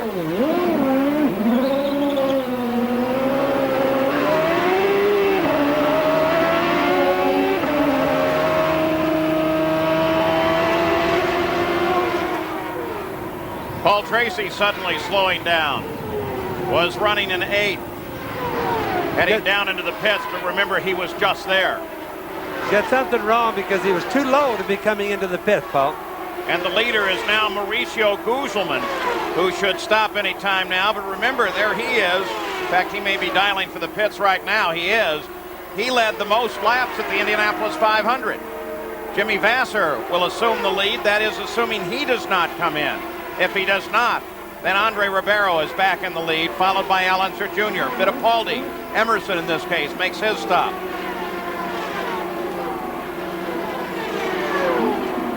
Pit road still a very busy place on the 92nd laps. Emerson Fittipaldi. This is more than routine. Gary? Notice at the front of the car, the air jack is broken. They had to manually use the lift to get him up in the air to change the tires, and now he's gone. But that means an extra man has an extra duty, and it takes a little more time. Gives you an idea, too, of how strong those noses are when you can just stick something under there and lift it up. Andre Ribeiro now with Gugelmin and Vasser both to the pits, picks up the lead once again, followed by Al Unser Jr. 93 laps complete. Jack Arute, Jimmy Vasser's in. And they're having trouble getting the car into the proper gear. He gets away, but Jimmy Vasser also on board with Goodyear's. He has a blistering problem on the right rear. You can test all you want, but on these very high-speed tracks, temperature conditions like this and the pressures of racing itself will bring out characteristics that you can't test for. Also, sometimes. Sam, it's the new pavement causes a lot of this. The heat and the new pavement. There's so much traction on this new pavement, it's hard on the tires. Andre Ribeiro, who has climbed up through this field from 10th, looking good. Parker Johnstone is back in the race, but 31 laps behind this car, the leader, Andre Ribeiro. 500, where Andre Ribeiro has just completed 100 of 250 laps as the leader of the race. Saturday on ABC Sports. With a toss of the ball and a swing of the bat, we'll take you to the ballpark on Baseball Night in America. Check your local listings for the game in your area and catch all the regional action on Saturday live at 8 Eastern, 7 Central here on ABC Sports.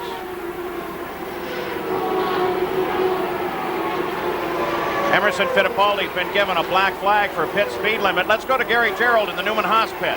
Well, the remaining portion of the Newman Haas team astride the motorcycle, ready to go back and try to cool down. Paul Tracy, this was an engine-related problem? Yeah, I think we dropped a rod. It shook real hard coming through the middle, too. Big disappointment for the Kmart Budweiser team. The car was handling great. We were able to stay with the Hondas, stay with Ribeiro, and I was cruising, not turning a lot of revs, running 6th gear. So it's a big disappointment, really. So we move on to the next one. What's going to be the key for whoever wins this race under these conditions? Well, it's awfully hot, and there's still a lot of guys running and just biding your time and waiting it out, and that's what we were trying to do, but we had a motor failure. Thank you, Paul. Thanks. Paul Tracy, he's out. Andre Ribeiro is still the leader, followed by Unser Jr. and Scott Pruitt. Here's the stats on the last set of pit stops. And as you can see, the team, the Pac West group, did a nice job for Mauricio Gugelmin. Everybody else in order, but Gugelmin, he picks up a position. After 100 laps, we have had 2 cautions for 12 laps. 5 cars are out of the race. We've had 7 different leaders and 9 lead changes, and the average speed's coming back up. 184, now pushing 185 miles an hour. There's Parker Johnstone back into the fight, 62 miles behind his Honda teammate. Andre Ribeiro, teammates in the engines, but of course not in teams. Andre Ribeiro drives for Tasman. And we'll take a look now at the relationship from Andre Ribeiro. We look now for Al Unser Jr. 10 seconds and change back. There he is. So Andre Ribeiro handling up all of the field here at the race. And Ribeiro is pulling away. He's a young man who studied law for a couple of years. He's very inexperienced on ovals, which makes what's happening all the more extraordinary. In this year so far, he's only scored 2 points on ovals, ranks 20th in IndyCar standings for his oval performances, but this is something else. Now, Little Al's going to be running in sixth gear, or what I was referring to earlier is the overdrive. I know Roger Penske, I talked to Roger last night, he's not going to let that engine over rev. His main purpose is to finish. He feels that if he does that, that's the only way he's going to have a chance of winning. Honda's for sure outpowering everybody pretty bad. Ribeiro is trying to pick up drafts where he can. You saw him nip in behind Parker Johnstone, and there again, he obviously is not just cruising by a long shot, and I'm thinking he's using the road, Bobby, in a way you rarely see here. He's all over the track. He's most likely doing the same thing that Little Al is, running in what their overdrive gear would be, Sam. Teo Fabi was trying to stay on the leader lap there, couldn't do it. Andre Ribeiro got around him. Jenny Vassar was running 9th, but he's got a problem, Jack? Well, indeed he does. They took on tires and fuel, but more importantly, Jimmy Vassar had to come in. They're going to have to exchange the battery and what they call the track box. Now that means they have to take the rear deck lid off the car, one of the side pods. The crew will have to put an alternate battery and box in there. This is not the ECM, the electronic management, but more or less what they utilize to control the voltage to the motor itself. So obviously, as smooth as this track is, still the electronics have got a problem. Boy, the fourth row really paying off here. Ribeiro started 10th. He's first. Al Unser Jr. started 13th. He's second. Scott Pruitt started in 12th, and he is third. Andre Ribeiro continues to lead here. Traffic running just ahead of him. Take a look at his fastest lap versus his fastest lap. We'll be back after these messages and a word from our ABC stations. Back at the Michigan 500, presented by Speed Stick. Nothing has happened while we've been away. Andre Ribeiro is still the leader over Al Unser Jr. He's got 12 seconds on Little Al, and then 6 seconds back is Scott Pruitt. The rest of the top 12, well, they're running several laps down, but remember, that really doesn't matter here at Michigan International Speedway. You can make those laps up in just no time. Parker Johnstone, who's come back into the fight, as we said, and we showed you, well, he just ran the fastest lap thus far at 2:26. He really is on the fly. Running in last place, of course, almost 60 miles behind the lead. But he's going to stay in this fight. The incredible thing is, as they run right now, there's a Reynard chassis in first, a Penske in second, a Lola in third, and a Honda engine is in first, a Mercedes in second, and a Ford in third. So we have most incredible mix of manufacturers running out front right now. Eliseo Salazar, who started 23rd, now running 7th, so he's coming up through the field. Keep in mind, Paul, the fastest lap of the race has been 229 miles an hour. Qualification fastest lap was 230 miles an hour. All right, let's go to the pits. Jack Arute. Well, Paul, we checked with the tire engineers as to what changes might we look for in the next series of pit stops to resolve the blistering problems. Remember, they're indiscriminate. They both have struck Goodyear and Firestone. Both sets of engineers said they think they can cure them by changing the tire pressures and making minor wing adjustments. Nobody, I repeat, nobody seems all that concerned about the blistering problem right now. Let's check in with Gary Gerald. Gary? Well, we're down here in Camp Penske, and Al Unser Jr., of course, running a solid second, and we were just doing some quick checking on his pit stop sequence. He went 41 laps on that last stop. We're anticipating him now in 7 laps on lap 125. The point we want to make here is that it looks like he's getting excellent mileage, and he's on the threshold of turning this 500-mile race into a 5 pit stop race. If he can, that could be huge. Now, yellow flags, of course, could have a major influence on that. But they love the way the car's handling. We'll see him inside of 7 laps for his 3rd stop of the day. Christian Fittipaldi, boy, he came in, tried to make a stop, Didn't get it stopped at all. He's going to have to go around. Well, those guys were lucky they moved out of the way on that one, Paul. He just obviously didn't see his pit, went right by his tires. Thank God he didn't hit one of them. Did a lot of wiggling and right back on the track. Now he goes around another lap, comes back in. He felt that the loss would be less this way than it would have if they'd had to pull him back in. Currently runs 17th, Christian Fittipaldi. Here's a replay of that, Bobby. Yeah, and there's he locking up the front tires. He can't stop. Now, I think he should have stopped and got pulled back. That would have saved a heck of a lot less time, or taken a lot less time than going around here. It comes back in again. There's the problem of the carbon fiber brakes hooked up with the problem of getting onto the concrete smoothly. It's very hard to get these cars slowed down here. Bobby, which surface will give you more braking, the asphalt or the concrete? Well, it just depends on the state of it. Right now we have new asphalt, which has more traction than the concrete. By the time the asphalt cures, it'll probably come being close to the same. Mauricio Gugelman in trouble. He was running fourth. Look at the back end there, Bobby. Smoke coming out of the back. That's a sign that he's probably got an engine problem. And keep in mind on the engine problem, they're wide open all the way around this racetrack, and especially with the 40 inches of manifold pressure. Literally wide open all the way around the track. And what that will do is bring Eddie Cheever up into fourth place. Cheever, who's back in the cycle now. Gary? Mauricio Gugelman, and they suspect that it's a wheel bearing problem at the right rear. That's one of those stress load factor deals that you always contend with at Michigan. The crew is assessing right now. When Big Mo gets a cool drink, now the engine is turned off and they've got some work to do. What an unfortunate break for Gugelman. And when the smoke comes out the back like that, we often think that it's a engine, but in this particular case, those bearings are going to smoke too. We've seen a lot of bearing problems so far today, and there it is, the right rear.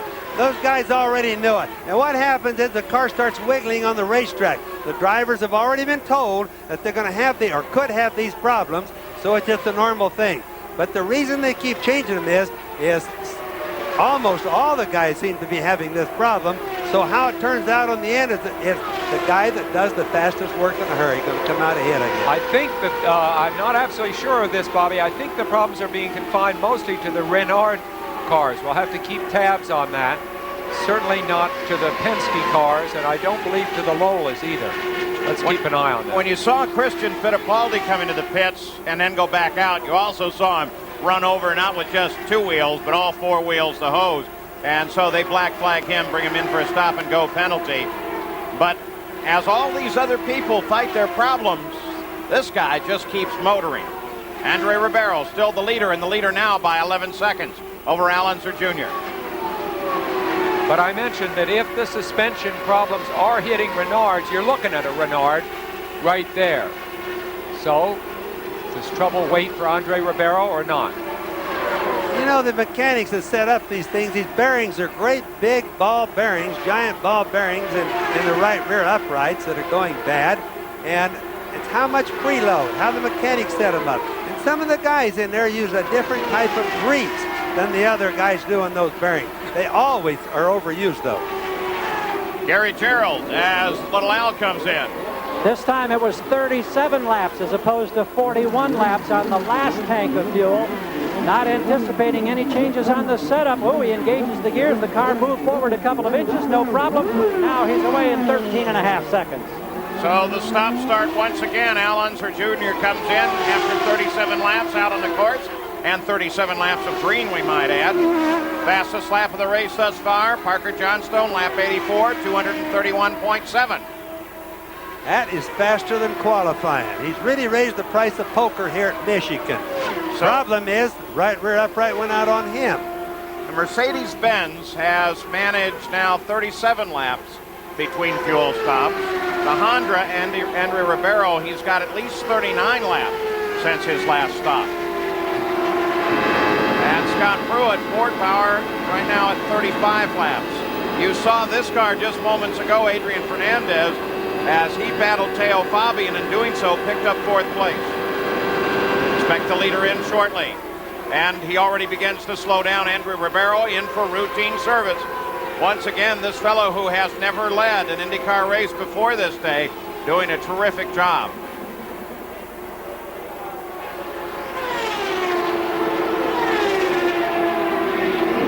And Paul, the one thing that the crew wants to see besides changing the tires is if they were able to cure the blistering problem. Checking the right front, no problem on this set of tires for your leader, Andre Ribeiro. So it's going to be a nominal stop. Looks to be no changes in the chassis. Looks as if they've cured the problem simply with 16.3 seconds. And I said, simply changing tire pressures. Very smooth stop. Just past the halfway point here. So I just want to explain that tire pressure a bit, Paul. The more air that's in it, the more the tire tries to bow out in the middle, or the more the air pushes the tire out in the middle, and that's where they were blistering. So what the tire guys would have done is just drop the tire pressure by 2 to 3 pounds. I'm surprised. I thought that was a biased tire problem that didn't occur in the radial. No, it affects all tires because the air is still trying to go out, and it doesn't make any difference. The radials obviously don't change the shape as much as the biased fly tires do, but they still do change it, Paul. Don't you remember a few years back? Bobby, he is not up to speed. What's going on here? Ribeiro suddenly, when he comes out of the pits, just never came up to top speed. Scott Pruitt picked up the lead, but he should be in the pits any time now. Very slow, possibly a transmission. Yeah, transmission is what I would bet on. He caught a gear in what looked like a funny shift to me from first to second, or maybe it was his second to third. He's very slow. The wing shaking is not a problem. That's just a normal thing. And Scott Pruitt now the leader, but he's due in, and that'll turn the lead over to Al Unser Jr.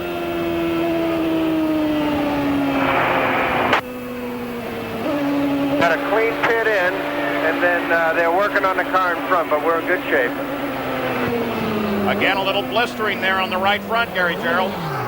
Well, we see it as he comes rolling up, Paul, and now comes to a stop. Yes, clear blister on that right front, no question. Give you the one we'll turn see up if on the Pruitt front talks wing. to Jim McGee at all on the radio. That's open. Everything else, routine.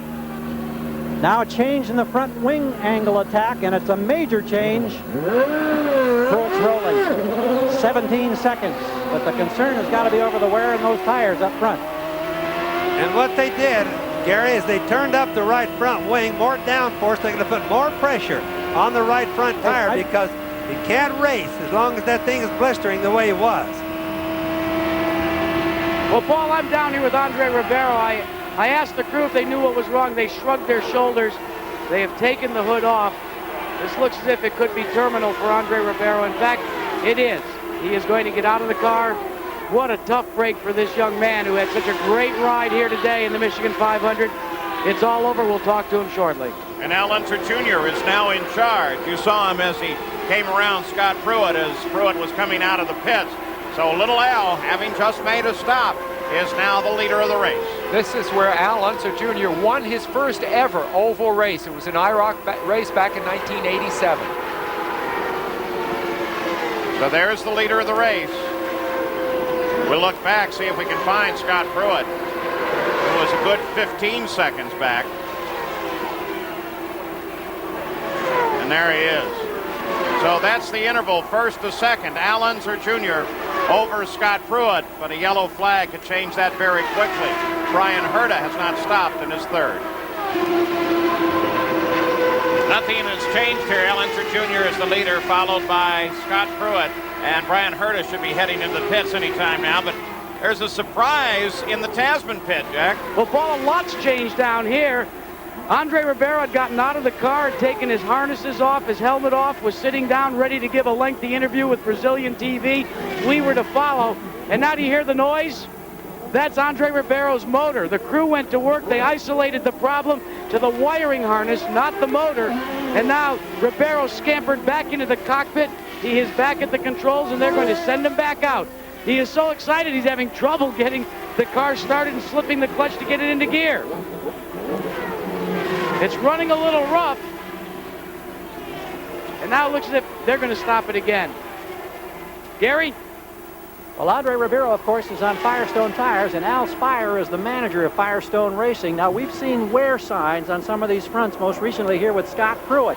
How big a concern is this, and did it surprise you? Well, actually, we're not concerned at all, Gary. The cars are running quite fast. Some of the laps they've been turning recently are in 224, 225 mile an hour range.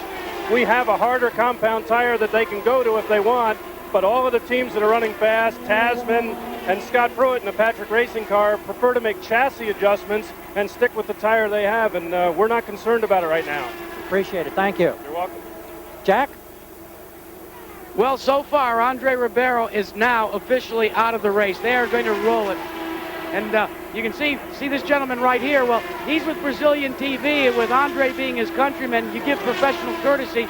They will continue and carry on the conversation in Portuguese. See if we can get in here real quickly, and we're going to listen as the interview is given. Go ahead. We want to listen in Portuguese to the interview. Excuse me? We want to listen to your interview with Andre in Portuguese. Okay.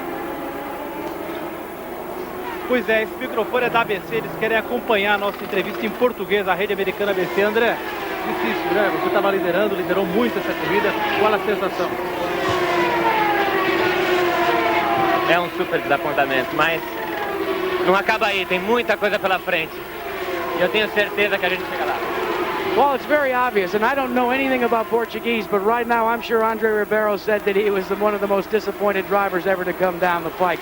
We'll talk to him after the Brazilians are through. Yeah, but he does have a day that he can be proud of. I mean, it was a great run while it lasted.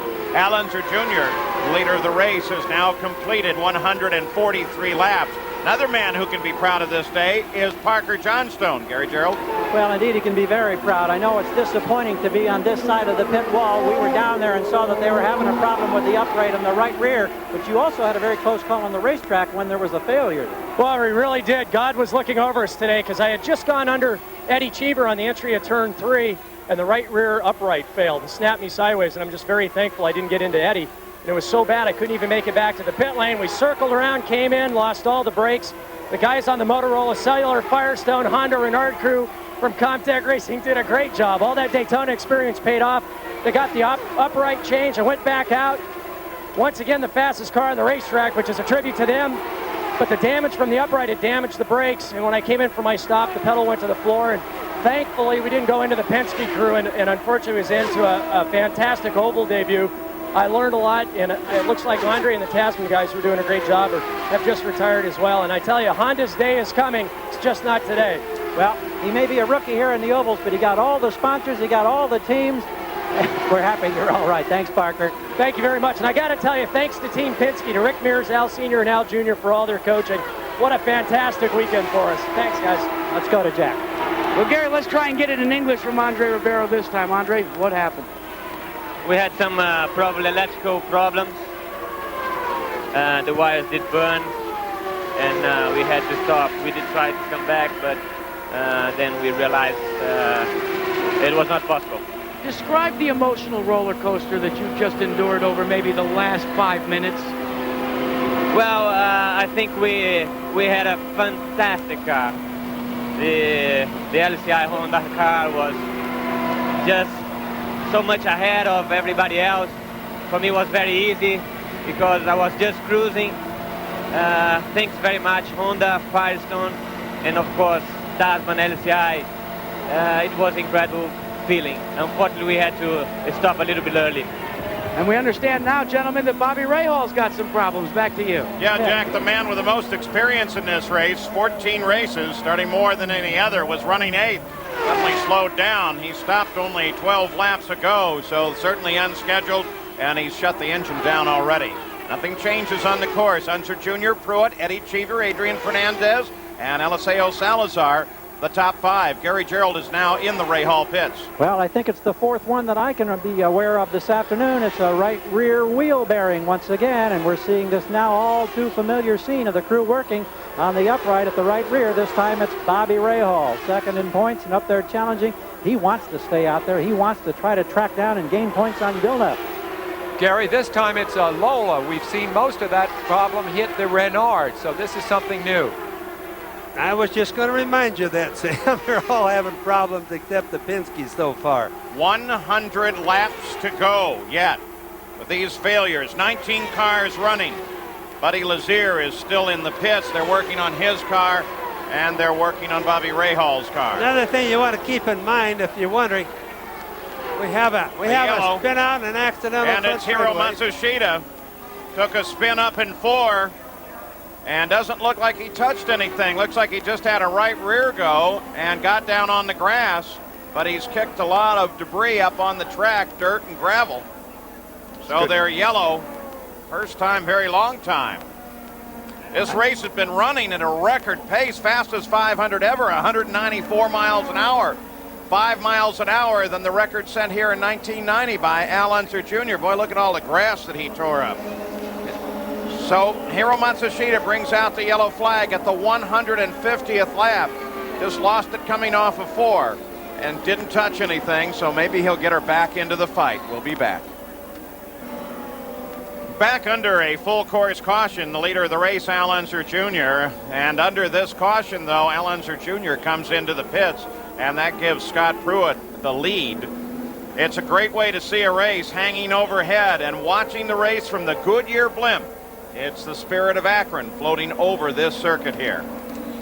So the leader of the race comes in.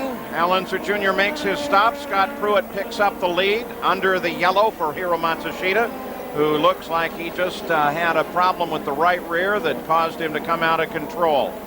Let's go down to Gary Gerald. Maybe he can enlighten us on some of these tire problems. Well, we heard from Al Spire with Firestone a short time ago. They're having wear on the right front. Leo Mel is the general manager of racing for Goodyear. You're having tire wear concerns here on the right rear. How substantial is this problem, Leo? Well, we've had some blistered right rear tires, and we've lowered the air pressure on a number of cars. It seems to be helping. What's happening, they're blistering slightly, but it's not affecting. Nobody's had to stop early. We just had punctures on the 33 and the 18 car in that last accident, but I think we're okay for the rest of the race. Okay, that's the story from the Goodyear side. Let's go to Jack. Well, Gary, they're going to take advantage of this caution period. The Patrick team has called in Scott Pruitt as we listen on the scanner as well. Now, watch the crewmen at the front of the car. Once they've completed the exchange, they'll go to the nose, make a turn. They're going to take the wing out. That was the amount of wing that they put in the last stop, and he almost stalls it. Boy, was that close, guys. Well, that could be costly. They'd have to pull the car back, restart it. Too costly, Jack. My Scooter got it out of the pits, though. You know, there's some good news here. We've got some great physicians that work on the circuit with us. Dr. Terry Trammell and Dr. Steve Alvey were recognized and, in fact, honored by the National Athletic Association, NATA, in June for their contributions to athletic training and motorsports medicine. Dr. Alvey was inducted as an honorary member of NATA for his contributions, and Dr. Trammell was presented with the prestigious President's Challenge Cup Award presented each year to a physician. It's made a significant impact in sports medicine and in athletic training. We're very proud of both of them and thankful for the good service that they give all the drivers and crews here in IndyCar. Well,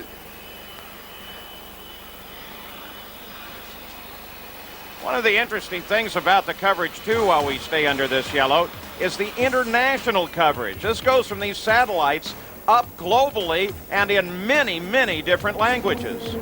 Bem-vindo às 500 milhas de Michigan, apresentado por Speedstick.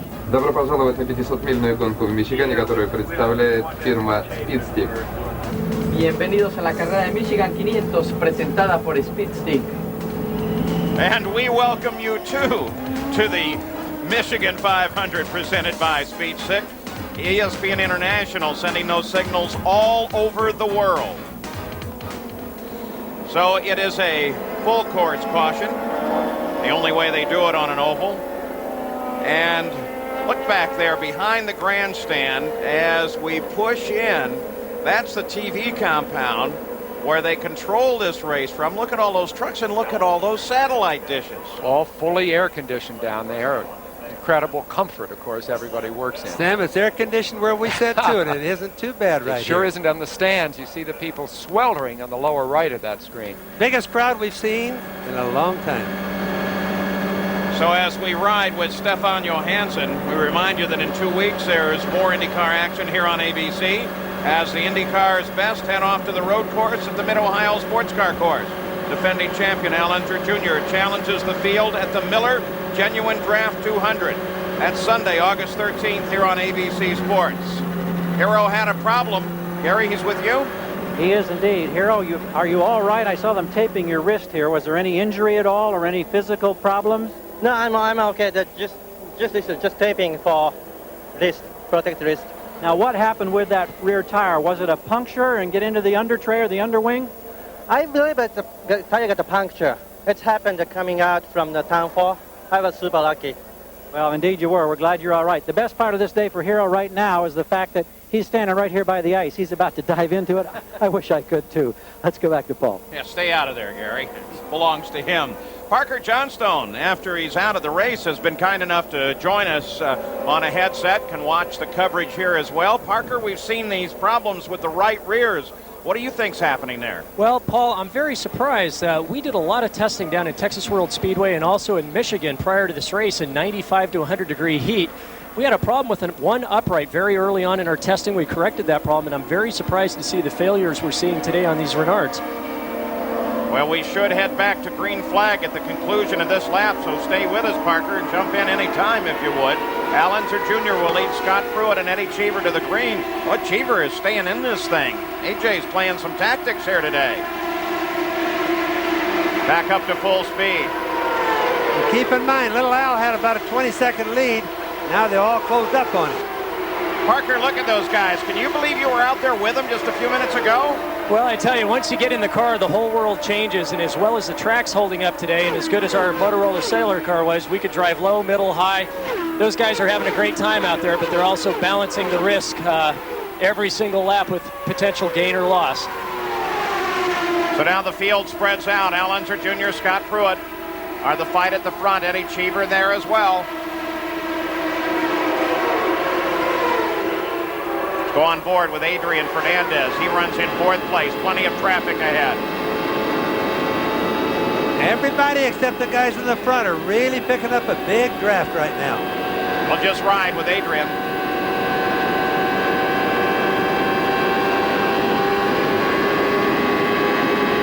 Parker, you were the fastest guy here all day. Why don't you take us around for a lap? What are you thinking at these points? Well, right now, I can tell you, Adrian's looking at Christian Fittipaldi, wondering if he's going to come down on him or give him some room. And as you can see, there was enough of a wash off of Christian's car that Adrian had to get out of the throttle there. He's going to have to time his run a little bit better, because if you don't get a good run at the appropriate time, he's going to be stuck in this group and not be able to get through it. They're both picking up a draft from the guys clear up in front. We've got a big whirlwind going on around there now. Once the cars all get going together, kind of makes it like a little whirlwind going. Adrian's going to give it another try here, but once again, he's going to get shut off by Christian. What he needs to do is get a little stronger run off him out of turn 2 and go inside hard, even down onto the apron, to make Christian realize that he's serious about getting by there. And Parker, as good as these onboard cameras are, does this really show you what the banking is like here? You know, I was really surprised. We were here testing a month ago, and I took my mountain bike up just to take a ride around the track, and you can't believe how steep it is in turns 1 and 2. I mean, it's a serious hard pedal up to the top, and when you're in the car, it seems like it's nearly flat. We're going to move around here and pick up Bobby Rahal, who runs in 14th place as he comes under Teo Fabi, who started alongside Parker in the front row. Parker, we understand from starting that you can handle the heat because you're tough and from Oregon, but what about the rest of these guys? How bad was it out there? Well, I do a lot of training for triathlons. I don't actually compete because my team owners don't want me to get hurt, but you'd be amazed at the number of physical fitness programs and careful diets that every one of these drivers are on. There's only 1 or 2 that don't adhere to some sort of strict daily training. And I've got to mention, while we're on board here with Bobby Rahal, that I could hear the cheer from the Honda pits when I drafted by Bobby the first time around past start-finish. And it's one of those things. Bobby did a great job for Honda, but just couldn't hold on. And I've talked to Bob recently, and he really wants to come back. And there goes Adrian Fernandez. You were just on board with him a few moments ago as he sails past Bobby Rahal. 162 laps complete. Parker, you talk about the fitness. I know that measurements made, tests made with drivers have seen that their heart rate goes up about triple or even more what it is at rest. Are you ever aware of that when you're driving? Well, I actually wore a heart rate monitor during a test not too long ago, and my resting heartbeat right now is 42 beats a minute. My maximum is just over 200. And it's very interesting. Prior to the start of the test, my heart rate was actually higher than when I was actually driving. And I think, like any aerobic athlete, I think what you find with these drivers is that on restarts or the start of the race, their heart rates probably pretty elevated, but now they're back into some sort of nice pace. Oh, Parker, here's a problem. Eddie Cheever was running third, slowing down. It's only been 11 laps since his last stop. Gary Gerald, you're there with AJ. Watch out. AJ is talking on the radio. The headset has come out. What's the problem, AJ? I don't know. Something happened, I guess, to the motor or drive gear. We won't know till he gets here. I'll tell you what, I know you've been frustrated because this season had turned around from such a successful early start. Things were going very well up to this point today. Well, things are going good, but I guess something happened to the gearbox. I have no idea. All right, well, you can hear the disappointment in his voice as he steps to the wall, and here comes Cheever. We told you last week as Eddie throws the steering wheel that AJ was going to go test for the Brickyard 400. He did test on Monday. We don't know for sure if he'll try to enter that race or not. We suspect he will. And look at the body language now from Eddie Cheever as he just bangs that fist in frustration. He knew he had a good race car today and a great chance at a 500-mile win. And look at the shield on his helmet, how tethered that is from the air. That gives you an idea how much wind beating they take out there. So Eddie Cheever, after a terrific run for A.J. Foyt, showed that he was back and ready to fight once again. Climbs out of the car. Al Unser Jr. is still leading. We'll be back after these messages. And a word from our AV has been steadily closing between Scott Pruitt and Al Unser Jr., the leader. And now it is a fight for the lead as Scott Pruitt tries to overhaul him on the high side. 171 laps of the 250 are complete. Scott Pruitt has been able to chase down Al Unser Jr. Let's watch and let's listen to the two-way radio.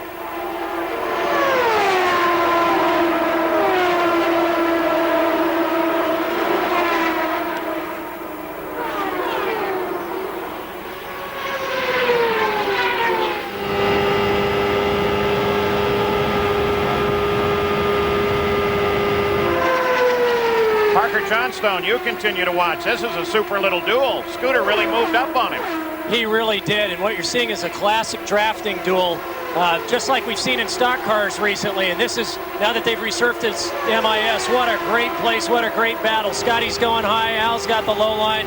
This is going to be a real race of strategy between these two. Well, looking at this onboard camera, when do you begin to feel the vacuum behind the car ahead of you?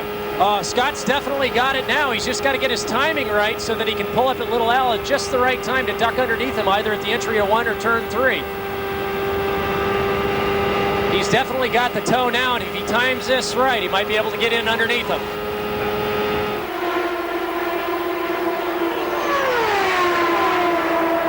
Scott tries to get him high. Again, he just doesn't have enough to do it. Can he get him coming off of the corner? Now still tucked in. We'll continue to watch this battle for you. A year ago here, Eddie Cheever started driving for A.J. Foyt. He almost had one wrapped up for him today, Gary. Yeah, the vacant look in the eyes, I think, really tells the tale. We keep an eye on that battle up front. And, Eddie, I know you felt like you had both Pruitt and Unser covered. You thought you could surpass them. I think my car was probably the best one out there in traffic. It was running very well. I'm bitterly disappointed. I think something went wrong in the drivetrain in the back, but it was a heck of a race. And my compliments go to Penske for repaving this place. It's a lot of fun to race here now. You know, it's been tough in recent weeks. There have been a lot of disappointments for you and this team, and this looked like it was going to be a real bright spot. I thought I had probably the best chance of anybody out there to win the race, but we didn't. Again, thank you. It's Eddie Cheever. Remember Pruitt's pursuit of the lead at Indianapolis. And boy, look at it here, though. Scott Pruitt tries it low and takes the lead. Whoa. Scott Pruitt out in front. Boy, and he really, the draft worked there. It really did. You saw what Scott had to do is he had to drop way back to get another run on Al because he had lost his momentum, and he timed it just perfectly. Used the draft, went right by him, and I'm sure now we'll see Scott pull out from Little Al. Happy Pat Patrick there. Well, you can see the smile on Pat Patrick's face, but what you're seeing right now, you're seeing the guys run their racing gears opposed to their overdrive gears. And Penske have probably told Little Al to eat Whoa, look at this. Back. As they get caught up behind the slower car of Brian Herta, who is not in the battle, and Little Al tries to make the move. Almost had him captured there. Well, there's where momentum just pays off. Whoa, and one car in trouble. This is Salazar, and it is yellow. And you heard Jimmy McGee scream pit to Scott Pruitt. Boy, a gentle kiss of the wall.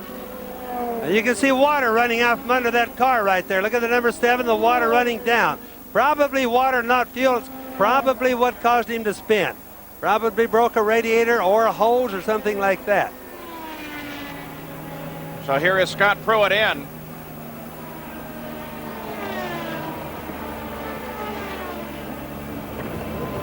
Tires look good, off and on. And Al Unser Jr. has already been in and out of the Penske pits. Well, here's the deal on Scott Pruitt, guys. This is not what they wanted to see. They had hoped to push the window to lap 196 with the idea in mind that they could then go with one final stop in the waning moments for just a couple of gallons of fuel. The window for Pruitt had only opened up 3 laps before that. So now, if you heard him say go 7 o'clock on the fuel, there's a reason for that. What they're doing is they're trying to signal to Scott Pruitt to conserve as much fuel as possible so they can still adhere to that gas and go philosophy at the end of this race. Gary?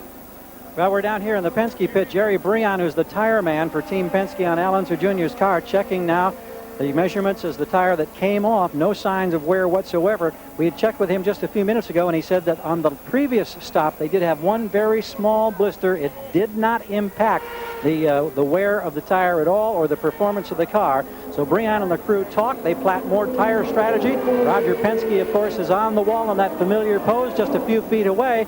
And this Penske team knows they've got a fight on their hands with Scott Pruitt in the Michigan 500, Paul. Well, the average speed was coming up. It was up at 188 miles an hour. This caution's going to hurt it, but it's going to make for a terrific race here at the front between Scott Pruitt and Al Unser Jr. We'll be back. Has brought out this yellow as a result of a blown engine over in 1. Now, let's take a look from Adrian Fernandez on board camera. Fernandez is up there in that pack, coming off of 4. Down across the tri-oval and across the start-finish. Now keep an eye way ahead up there. Boom! There goes the engine. Now then all the water out of the engine sprays back not only on our camera but on Adrian's visor, and then he almost collects Salazar as Salazar spins up to the wall off of turn 2. Here it is again. Watch Fernandez. He's virtually blinded. Whoa. Well, that was close, and there wasn't anything anybody could do about that. Certainly wasn't Salazar's fault. It was an engine that just literally exploded. Look at the white smoke coming out. The white smoke is oil, water, everything getting together. Now you can see the spray. Look at it way up there. Then the spray comes back and gets on the next car. Salazar must have seen it coming because he got down low. The IndyCar safety team trying to get the course cleaned up there off of 2. In the meantime, let's go to Jack. Well, this man knows what it's like to go to victory lane, but it's been a while for Pat Patrick. You got out of racing, you came back to try and help Firestone get involved. And Pat, you only live just down the road here, but the question is, what are you going to do about your fuel strategy? Because it looks, I noticed you and Jim McGee were chatting about it and trying to decide, is it going to be a gas and go we may see at the end? I can't really elaborate on that because Jim and I haven't agreed yet. Oh, boy. Jim, why don't you get in here now? What part of it do you want to argue for? A gas and go? We haven't agreed to disagree either. This is what makes racing so very important, though, the strategy that unfolds on pit road. Forget the drivers during the caution. You guys are checking your telemetry. You're checking between yourselves and the years of experience. What do you think will be the determining factor, Pat? Well, it depends on how the cars perform, and Al's running very well. Of course, so is our car. The Firestone tires are doing excellent. As you know, the 2 Honda cars are the fastest cars on the track. Roger is a tough guy, and it seems like old times, he and I fighting it out. I just hope we're both here at the end. Well, the great thing, guys, when he was talking to me, look at over here. Jim McGee had one ear cocked, and he kept trying to see what Pat might say to see if he could get an edge on that argument and that agreement to disagree. Couple of real smart cats right there. Next Saturday on ABC Sports, the Indianapolis Motor Speedway will roll out the red carpet for the stars of stock car racing. Defending champion and NASCAR points leader Jeff Gordon battles a field of the sport's finest at the Brickyard 400 live. And then on ABC's Wide World of Sports, Dale Earnhardt and the world's top drivers battle in identical cars in the International Race of Champions, and I'm telling you, don't miss that one. Plus, we begin coverage of the World Track and Field Championships from the Oakbrook, Sweden. That's all Saturday here on ABC Sports. After 181 laps, there's the full field rundown under the yellow, so everybody's tucked up nice and tight. Interesting names there moving up. Johansson, St. James, Jimmy Vasser, who had a 1:29 pit stop, would put him behind. Let's go to Gary Gerald. We heard from Pat Patrick. Here's the other friendly rival for so many years, and it's kind of like old times. We're saying Roger Penske battling Pat Patrick's team. Your thoughts, your concerns at this stage of the race now for your driver, Al Unser Jr. Well, I think we've got a real good car. Pruitt's running well. It's great to be racing Pat here at the Michigan Speedway. I think the key thing is trying to finish. You know, we've run strong in this race before last year. We let it need to keep this pace under control because it's tough on the engines, run them over 13,000 every lap. So, you know, our concern is reliability all day. The engine's been running great, the Mercedes, and what we have to do now is just work smart. Al feels good with the car, and we'll see what happens. I'm sure it'll be a shootout at the end. Last night you had a reception honoring your 500 champions over the years, and you have all those beautifully restored race cars. What would it mean to Team Penske to come back and win this 500-miler in view of the frustrations you've had thus far this year? Well, in racing, there's nothing like momentum, and I can tell you that to win this race would be great. Al won the IROC race yesterday, so maybe it's a good weekend for us. So we're going to keep our fingers crossed, Gary, and Al's doing a heck of a job. Thanks, Roger. You know, since we mentioned it, the Penske restoration area just outside of this track is the home to 20 of 24 Penske chassis that have been built since 1974. And there they are. All the machines restored to their original driving condition. Each car in working condition is run once a year. The current project is restoring and rebuilding the original PC-1 driven by Mark Donohue. Photographs are reused to build the car, and it's a very long process. As far as man hours on rebuilding something like this will probably take us about 12 to 18 months for two people to build this particular car. We do manufacture a lot of our pieces in-house here. As we mentioned then last night, 6 of Penske's Indy 500 winners gathered at the Penske Restoration Shop. What an amazing collection of talent. So we're still under yellow here. Scott Pruitt is the leader. 184 laps are complete. It should be a great run to the finish in the Michigan 500. Back at the Michigan 500, presented by Speed Stick, 185 laps at 250 complete. Here's the way the engines break down. Scott Pruitt in that Ford has been very powerful throughout the day. Interesting commentary last night. Some of the people from Mercedes-Benz complained that we suggested and have suggested that the Mercedes does not get the distance that Ford does. Well, we're about to find out because it's a head-to-head battle now with Scott Pruitt and Al Unser Jr. stopping on exactly the same time 5 laps ago. Lynn St. James now runs 9th in that 90th car, or number 90 car. Past couple weeks, she's been helping us out here in your absence, Bobby, and I got to tell you. She's done a very good job today, Paul. Well, she did a very good job sitting in your chair, too, pal. I don't know about in the booth, but on the racetrack, I think she looks plenty good. But in my seat, maybe not so good. I would do everything I could to get her a ride next year, my friend. Let's go down to the pits and Gary Gerald. Well, Danny Sullivan is one of those that's lurking there, and I think 7th position, Paul, and they're doing it despite radio frustrations. The crew can hear Danny. Danny, however, can't hear any instructions from this side of pit wall, so they soldier on in the number 7 spot, back west. There's Stefan Johansson. He runs now in 8th place, so he's been able to keep that 94 Penske car alive, and just ahead of him is Christian Fittipaldi, ahead of him on the race course, but Christian's 10 laps behind. Emerson Fittipaldi is sitting in 6th place, just ahead of Danny Sullivan.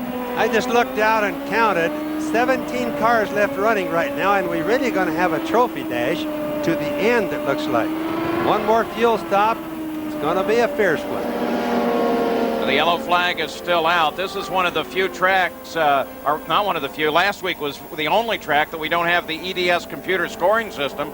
We have it here. It's not only used by us, but Scott Pruitt's engineer using the EDS display for the first time in the pits. Many of the teams use it, and it's really helpful. Gary Gerald? Well, Eliseo Salazar had a 4th place finish in the other 500-mile race during the month of May at Indianapolis. Today, I know you had high hopes, but tell us what happened now that puts you out in that incident. Yeah, well, I have mixed feelings with the race because I'm disappointed that we didn't finish. The engine went in turn 1, and, you know, all the oil went in the tires, you know, and I was lucky to to hit the wall, but very lightly. So mixed feeling because of the disappointment, but also, I think we did a good race. We were going to dice for the lead. I was dicing with Pruitt, and I think we proved, that on super speed we were very good. So I'm very happy. Contrast the different driving styles first at Indianapolis as opposed to the high banks and the speed you experience here with less boost. Well, I think, you go flat all the time. That's what really kills the engine. There was the previous stint I went flat, for 30 laps, and the engines are running very, very strong.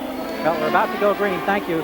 Thank you. Eliseo Salazar back here, and he's healthy and fine. All right, they begin to pick up the pace on the backstretch now. 185 laps complete. Scott Pruitt, the leader. Al Unser Jr. will be chasing him. It should be a great fight.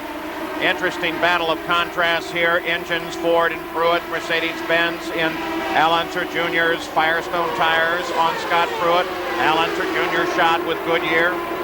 And, of course, two different chassis types sitting there. So we'll watch this battle as the green comes out and begins to unfold. Pruitt Look can at be Little Al. Pruitt can be very intimidating on a racetrack. You see Little Al on the left, Pruitt on the right. He's shouldered his way past several cars during this season. He's definitely one of the most aggressive drivers. So Al Unser Jr. just slides past Scott Pruitt on that restart. And Pruitt now has to give chase, but he does have traffic ahead. And one car sitting up very high. Now keep in mind, too, if either one of these guys or these two drivers, Pruitt or Little Al, run their engines too hard, too much RPM too long, they're liable to break them. Here comes Pruitt back on the challenge with Al Unser Jr. And Pruitt comes down inside him, and Pruitt comes back into the lead. Boy, he timed that beautifully. Now you can tell. Let's watch and see what Little Al does, and that'll be by the instructions from Roger Penske on what he wants him to do. Meaning, does he want to turn the RPM, or does he want to have a little bit more gamble or assurance that he's going to finish, turn less RPM? Now Pruitt overhauls Teo Fabi. Pruitt, of slows course, him down just a little bit. That gives Al Unser Jr. a bit of a chance. Pruitt driving for Pat Patrick, who has not had a winner since 1989 when Emerson Fittipaldi won the championship for him. That's how much this counts.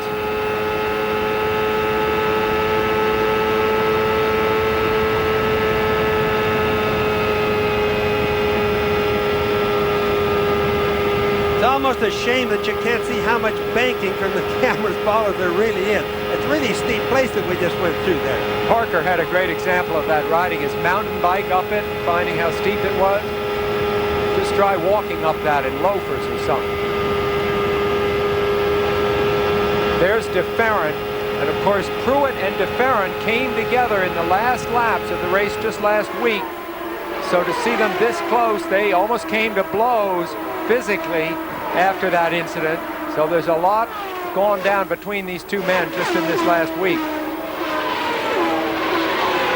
Bobby Little Al doesn't seem to be able to mount a challenge right now. It's because Penske is telling him there's still plenty of time to the end of the race. He's using the draft, and I'll guarantee he's running in what I call the overdrive gear. Roger Penske will not be flustered, and he's going to give Little Al the orders that are necessary. He's going to try to push Scott into running more RPM and breaking his engine. That's the whole contest right now. It's been 6 races since Little Al had a podium finish, if you don't count Portland where he won and was disqualified. But he... Whoa! And Lynn St. James and Danny Sullivan are together. They're really hung together. Those cars are actually stuck together right there. They can't get apart. Let's check both drivers. Danny Sullivan not moving in that cockpit. Can't tell about Lynn. So the yellow is out again. That was a pretty hard hit on the right side for both cars. Quite a bit of damage. If you look at the rear wing, it's gone off of Danny's car onto the right there. Lynn is to the left. Lynn is moving. And Danny's head's still down. And another car involved, Herta. Minus the left front wheel. So what brought all of this on? And is Danny okay? Look at all the parts scattered all over. Brian Herta, who was lifts running it back in into the pits. 4th place. That really takes Herta out of a hot finish. Apparently some concern about Danny. Lynn St. James moving around there. They walked away from her car, so apparently she's okay. They want to try and get the field slowed down onto the lower line there. Kind of wait and see how it goes. As far as, if we cut a tire, if I start feeling anything funny, I'll let you know. But we'll just kind of ride it out here for right now. Okay, 10-4, you just keep us posted as to how long you think it's going to be. We need a couple of 3 laps before you think it's going to go green. So the conversation between Jim McGee and Scott Pruitt. Here come the contestants from last week. Combatants. Bobby Rahal, this may give us an idea of what happened there. Coming off of 4, off of 1, there's first car up into the wall, parts all over the place, both cars together. Boy, Rahal almost caught a wheel carrier, up carrier and wheel. Yeah, both cars got together, went into the wall together, it looked like. Not quite as good a picture we like to see yet. Hard to tell if that was an engine going and then they got together, or if that smoke came off of tires locked up because they were already in trouble. Looked like tires, Paul, but it could have been an engine. One of those out was Brian Herta running in 4th place, Jackaroo. And we're showing you the damage on Brian Herta's car. It is a mess on the left side. Brian, tell us what happened out there. Well, I saw a little smoke. I think Adrian blew an engine. And it looked like maybe Danny was up there. They collected each other. They had nowhere to go, and one of their wheels came back off the wall and bounced right at me. I tried to miss it, and there's just no room. At these speeds, how much of it is thinking and how much of it is just plain reflex when you see a wheel bounding towards you?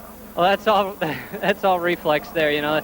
Target Scotch video car was running great, and we were looking forward to a good finish today. I'm disappointed for the crew, but I got some useful miles here at Michigan. I've never raced before, and I'm looking forward to the next race in Mid-Ohio. Guys, this is the difference between our normal 200-mile events and a 500-miler, the stuff that happens after 250 miles. Well, there it is again, and still we're going to have to do some more analysis to find out what happened to Danny Sullivan, Lynn St. James, and as Brian Herta mentioned, maybe even Adrian Fernandez. We'll be back after these messages and a word from our ABC stations. Brian Herta also in this accident. So we're concerned about Danny. We'll give you an update as soon as we know. Now watch as he comes down through the debris. Now look at this. Look at that wheel and hub carrier. That's a lot of weight. And bang, it hits the car, takes off the onboard camera, as well as the left front. That tire had been down and gone back up and came back down again. This is Lynn St. James. It's a report transported to the infield care center here. And she's moving around, but obviously they want to take a look at her. So that was a whale of an impact, and they're very concerned about Danny Sullivan. There was several questions about whether or not any parts of the car might have gotten into the cockpit. We took a look at that possibility, and it doesn't seem to be a reality. But we are concerned about Danny Sullivan. So we're under a caution here. Scott Pruitt is the leader, and he's been talking back and forth with his team manager, Jim McGee. Al Unser Jr. is second. Adrian Fernandez was not part of that, despite the description that you heard from Brian Herta, and he is on the course in 3rd place. Teo Fabi is now 4th. Brian Herta is still being scored in 5th place, but obviously he's out of the run. So we continue to wait for a green flag once again here at the Michigan 500. It's been a very typical day at Michigan. Full course caution. Danny Sullivan has just been extricated from the car and is now being moved over to the ambulance. We should see several more laps of yellow, which may figure into the tactics of the two front runners, Scott Pruitt and Al Unser Jr. As yet, we have no official word on the condition of either Lynn St. James or Danny Sullivan. And we've talked about the banking earlier. That's why all those guys are being very careful with that gurney. It is so steep there, they have to make sure they don't have it get loose on the way down the banking. So they're going to take Danny, get him in the ambulance. We think of Danny's glamour and, of course, his long, very successful career in car racing, Formula One, coming here to Indy, driving for Roger Penske, winning the Indianapolis 500. But he has also paid the price from time to time. He's been injured several times in his career, and let's just hope it's not seriously this time. We mentioned Dr. Steve Alvey earlier. Looks like he was one of the folks right there helping tend Danny Sullivan. Let's go over to Gary Gerald. in the Penske camp, Roger Penske up there on the wall and plotting strategy. And what they're trying to do now is play a waiting game as these yellow flag laps tick off so very slowly. 200 laps now complete, 400 miles, 100 miles to go. What they want to do, if at all possible, is get to lap 210 to open up the fact that then they would not have to make another pit stop the rest of the way. Keep in mind, early, they did get 41 laps under green flag conditions. The next stop, however, was 37 laps. They can get to 210. They think they can make it the rest of the way under green flag conditions. But at this very slow pace, they're still just under 10 laps away from that. Jack? Well, Gary, down here in the Pat Patrick team, almost precisely the same thing is going on. One of the things that the team has been doing, though, has been watching the television monitor, first and foremost to see the condition of Lyn St. James and Danny Sullivan, but more importantly to try and assess how long this caution will take place. Their window opened up at lap 200. The farthest they've gone thus far today was 46 laps. They feel that if they can get into that 205 to 206 area, they could give Al Unser Jr. and Team Penske a chase right to the finish line without having to take on additional fuel. Now, one of the things to remember when we go back to green flag racing is listen to the onboard radio, because the team will say, go to 7 o'clock, go to 6 o'clock, go to 12 o'clock. One of the interesting things we found out, though, because people change teams, the teams change what those signals mean. If you lose a crew member, he goes to work for someone else. He monitors the radio and says, they go to 6 o'clock. That may mean go to full fuel. It may mean only go to 3/4 fuel. All kinds of tricks and all kinds of things up people's sleeves here. This is what makes the pit strategy so very important. Well, we're still waiting for the preliminary medical report. Shit to sweep up after they get the car gone. They've been working on cleaning up a lot of that stuff except for what's right underneath the car.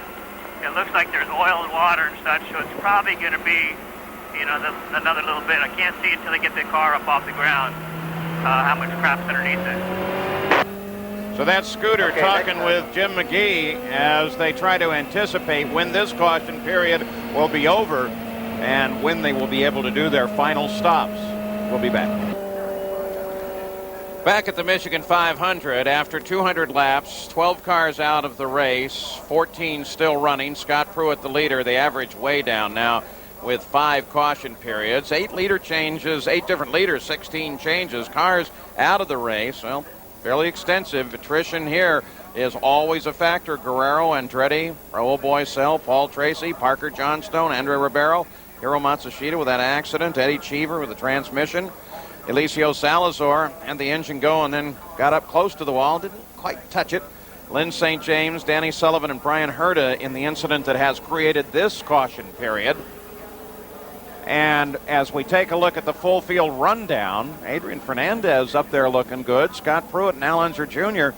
It's going to be a battle to the finish. There's no question about that. And Teo Fabi, who started there in the middle of the front row, fell way back in the field, is now working his way up, as opposed to, say, Emerson Fittipaldi, who has been steadily marching forward in this field. So that's your full field rundown. And let's go to Gary Gerould. Just outside the fence here at the safety center in the infield is owner Dick Simon, concerned, of course, because already today you've seen 2 of your drivers experience problems, walk away. Tell us about what happened with Lyn St. James and if you've had any conversation with her. Well, Gary, Lyn was doing a magnificent job. She was running 8th, I believe, at the time, and the car was absolutely perfect. She didn't want any changes, and she just radioed into us as she was going into turn 1. I believe the engine is going to let go, and it did. And at that time, she also said, whoa, and I think that's when Danny Sullivan hit her. The next thing I heard on the CART monitor that we monitor, that she was okay. Driver code 1 means that she was okay, so I gather that she's fine. Okay, we appreciate that, and we'll stand by, and when we have further word relating to either Lyn or to Danny Sullivan, of course, we'll pass it on, Paul. Well, that certainly clears something up, and that is which car may have, in fact, had a blown engine. We had speculated it was Lyn St. James, but that testimonial there by Dick Simon certainly tells us that the facts were that she did have an engine go, and Danny Sullivan apparently became involved immediately thereafter. So that's the story on the accident that we have at this moment. You're looking down from the Goodyear blimp, the Spirit of Akron, which continues to give us shots high over this track, some great coverage shots, and helps explain some of the situations here, though not the last one. So Scott Pruitt, his friends call him Scooter, is out in front. Al Unser Jr. lined up Just behind him, Bill DeFerrin's going to be in the middle of this too, and he's been running at the same pace with the leaders. We'll keep Scott's radio open and continue to monitor the radio traffic by permission, of course, of the team between Scott and Jim McGee, the team manager. Now, most likely, let's watch. The guys are still cleaning up the racetrack, Paul.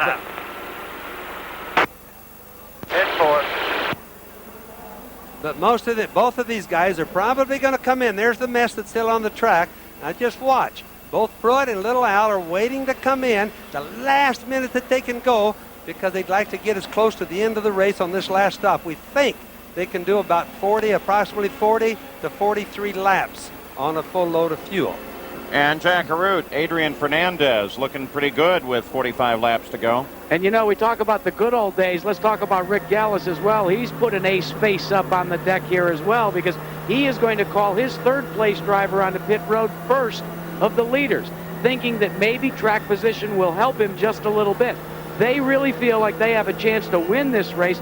They've been talking to Adrian throughout this caution period, trying to pump him up, trying to literally get him to visualize what it would be like to go to victory lane.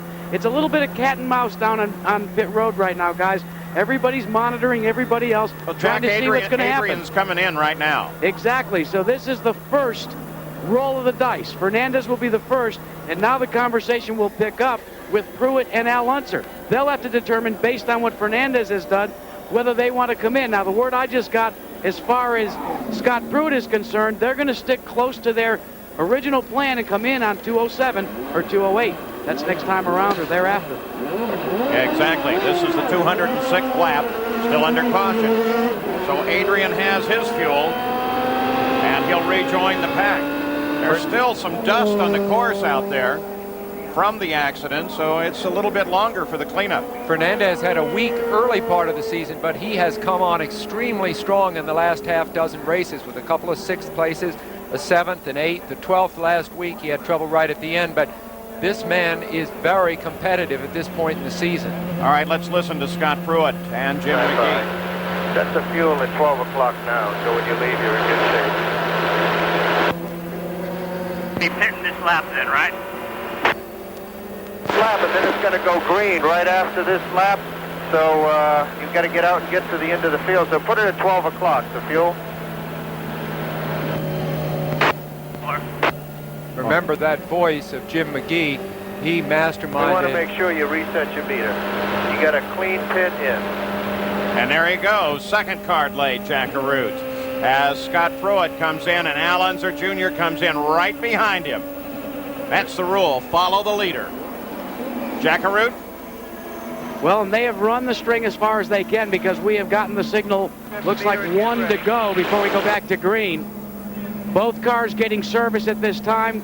You can't ask for two better crews. Al is the first one down and out, but he is further back pit road, so it'll be a drag race to the end of pit road. But Al beats him. Now let's just see if they violated the speed limit. That's the big problem all the time, black flags. Well, they've got a button on the steering wheel which can keep the speed down if they remember to push it. I haven't heard them battle. I haven't heard them use this. Let's listen. Ready to go green. Get ready to go green. Didn't mean to shush you there, Bobby. That's all right. No, I was trying to listen to it too, Paul. Flynn St. James.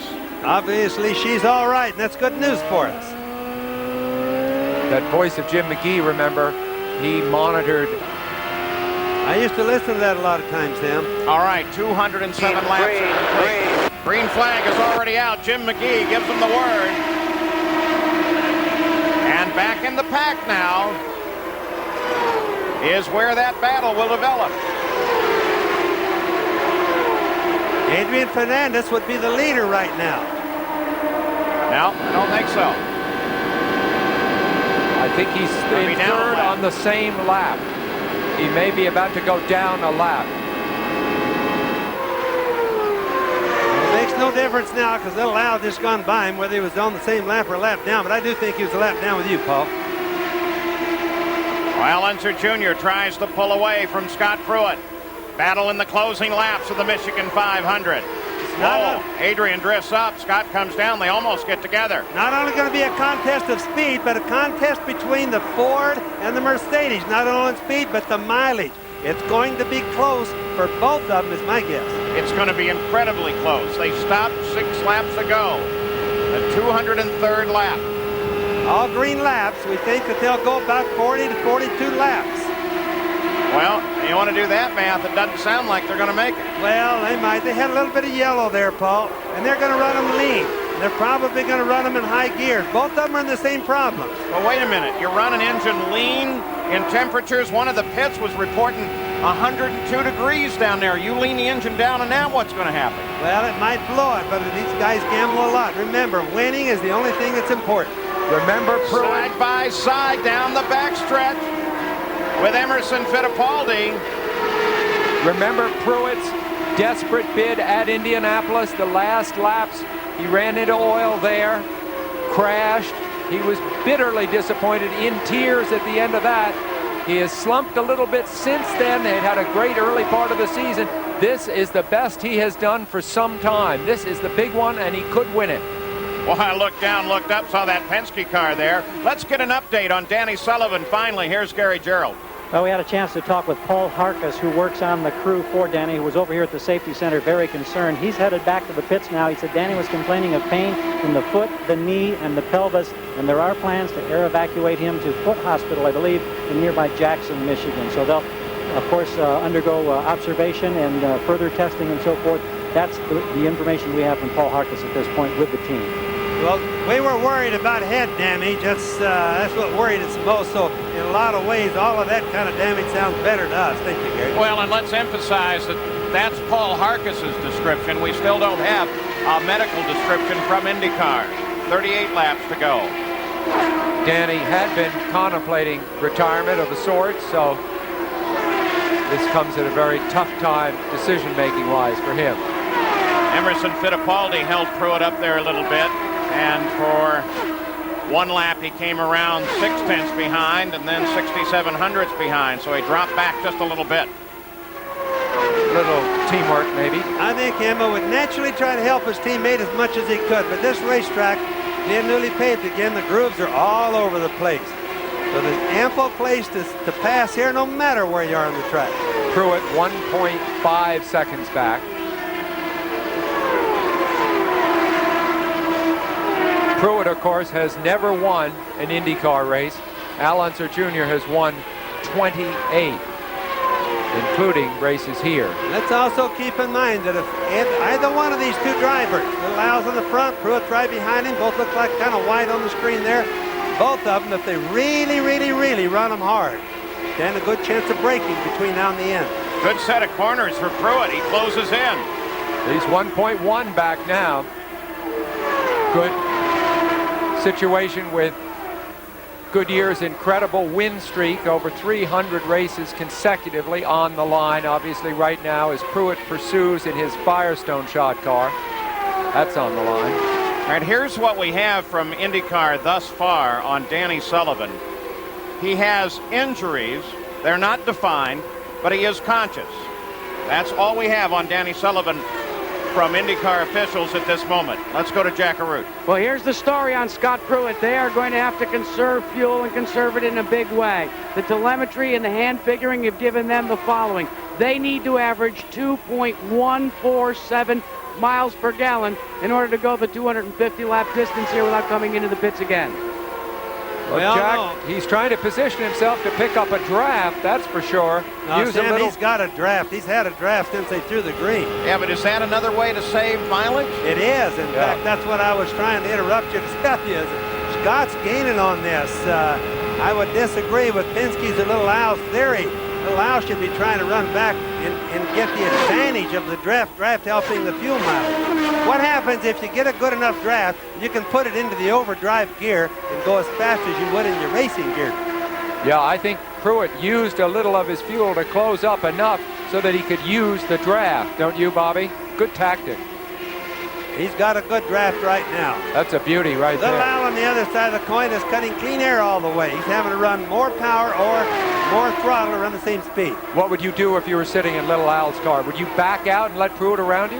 No, I wouldn't back out now. They should have done that before. There's no time to be jockeying back and forth and make gains. The gain or the decision had to have been made when it went from yellow to green. And remember, this is the last segment to the end of this race. And remember, too, they have a huge lead over the third-place car of Adrian Fernandez. He's back in third, fully a lap and change back. This is a two-way race. And fuel is very definitely going to determine it. But if fuel is a problem for both of them, boy, that throws the door open. Benny Parsons was up here yesterday to cover some racing with us, the International Race of Champions. Said he was going to watch this from the couch today, and what he may be seeing is that good old NASCAR tactic at the finish, where Scott Pruitt just kind of hangs in there, and tries to run down one side or the other at the finish. Let's go to Gary Gerald. Well, let's get the story now on Team Penske and their strategy. We can't get a definitive number like we got from the Patrick team as we see a picture now of Danny Sullivan going by helicopter to Foote Hospital in Jackson, Michigan. They'll take him in for further observation as we indicated. Now, with Roger Penske in the camp down here, they say, yes, it is going to be tight on fuel, but the radio we're monitoring indicates to Junior that fuel is okay. It may be a bigger concern is the wear that we talked about earlier on the tires. Remember, Firestone right front, Goodyear right rear. Will that come into play? How much do you have to save those tires with now just under 30 laps to go? And the leaders come up on Jacques Villeneuve, who just moved into 12th position. That's worth 1 point. He needs more than one. And believe it or not, Villeneuve was helping Little Al, not hurting him. He needs the tow that he can get. Now, another thing, keep in mind, so everybody should know, both of these cars, Little Al and Pruitt, both have telemetry, that means that they're on-car computer transmits to the pits. The engineers are sitting there figuring out their mileage every lap that they go around. So the battle continues. When we come back, it'll be a run to the finish. We'll take you all the way to the checker. Nothing has changed at the Michigan 500. Scott Pruitt remains on station behind Al Unser Jr. Best guess, Bobby and Sam, is that he wants to stay there. He wants to stay in the tow, and he'd like to save fuel by doing so. My question then becomes, as they begin to overhaul slower traffic ahead, that's DeFerrin and Fittipaldi. My question is there a concern on how much air ends up in the coolers of the second car, in this case Scott Pruitt's car, when you're in the draft like that? Do you have to get them out into clean air? No, not really. What he's doing is really smart. When you've got that much distance behind, like Scott is from Little Al, you're picking up a fair good draft because they're running 250 miles an hour down the straightaways approximately. So he's getting a good draft but not hurting the radiator. Identical speeds the last lap. Danny Sullivan is conscious, being transported to Foote Hospital and being checked for a possible fracture to the pelvis. He is alert, awake, and otherwise appears to be okay. And what about Lynn St. James, Gary Gerald? Well, here she is, and I know disappointed, but we're happy you're healthy. Tell us what happened now. Just a case of an engine letting go? No, I think actually a right front tire probably went. I don't know for sure, but I called in and said I had corner entry push for the first time. I hadn't had that. I'd had corner exit and apex push, but that was the first time I had an indication of that. And if the tire held going into the corner, but then it just let go. I mean, something let go because all of a sudden the car just was a missile. And unfortunately, I had a long time to have to wait and see him pull Danny out, but I think he's going to be okay. And it's just another disappointing, we were really running well. The race was coming to us. We were getting better with the setup on the car, and I was learning a lot, and we were hoping to have a good finish. Scott Pruitt makes a move now as Al Unser Jr. runs slow and appears to slow and heads for the pits. Tactics, is that what we're looking at? Little Al, no tactics there. Little Al has a problem. Very definitely has a problem. So the Penske team goes to work on the car. Look at the right rear. Tire. Look at that. Blisters on the right rear. Scott Pruitt takes the lead of the race. 230 laps complete. 20 to go. Al Unser Jr. back into the fight. And still in second place with Fernandez still third, I assume. So now what does Jim McGee tell Scott Pruitt? Lean that thing out or go ahead and richen it up? No, he's going to... Sorry, Bobby. You definitely got to tell him to go easy now. Not stop, but just go easy. He has no competition left. Adrian Fernandez is down. Hey, we'll find out. We'll find out. Jim McGee, what do you tell Scott Pruitt now? Bring it home. Got your answer for you guys. Oh, yeah, that was a clarifying answer. Yeah, really. I know a lot more now. Bring it home means be careful. Don't make any stupid mistakes now. Remember, Jim McGee was Nigel Mansell's crew chief in that great year Nigel had when he won the championship coming right off his world championship. And so he is the voice of experience in this kind of stuff. And I'm sure when Scott Pruitt hears a word from Jim McGee, he listens. Now Scott's got the responsibility of really using his head. They won't run the engine lean. Won't take any chance he doesn't have to, because he really doesn't have any problems as far as competition right now. Right now, he has a full 30-second lead over second place Al Unser Jr. But remember how fast that happened to Al Unser Jr. Could the same happen here, Gary? Well, here's a visual look. If we can get the shot, the tires are being wheeled back, and you can clearly see that strip of blisters from the rear tire. That's been the concern today. Right front Firestone, right rear or Goodyear. They've been adjusting air pressures, and somehow this set did not come up to function under that setup, and great disappointment, obviously, for Junior. And there's just the kind of thing that Scott Pruitt's going to have to be careful of. Christian Fittipaldi coming up on the inside as Scott overhauled Stefan Johansson. You know, Scott can, if he blistered that right front that you see right now in his car, he could live with that a whole lot easier than little Al could live with the right rear being blistered. If your rear's being blistered, that means that it's loose. That means he had a loose rear end. That's the one part that you can't live with. Make no mistake, this is the high point of Scott Pruitt's whole career, a difficult career at best. Badly injured back in 1990, fought back from that, finally made his way back into Indy cars, but had a bad couple of years. Then this opportunity opened up.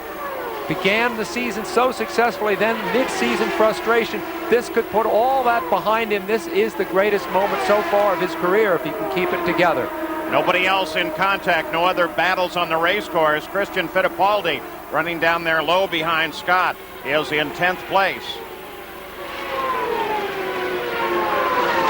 25-second lead over second place Al Unser Jr. See, he could sacrifice a lot of time. There's only 15 laps to go. He could almost sacrifice 2 seconds a lap and still make it. So he's definitely going to be in the highest gear. Look at Fittipaldi coming by Christian. Now you know darn good well he's not trying very hard. Let's go to Jack Arute. Well, one of the great things when you're at the controls of a race car, you've got a lot to concentrate on. But these guys here, their work is done.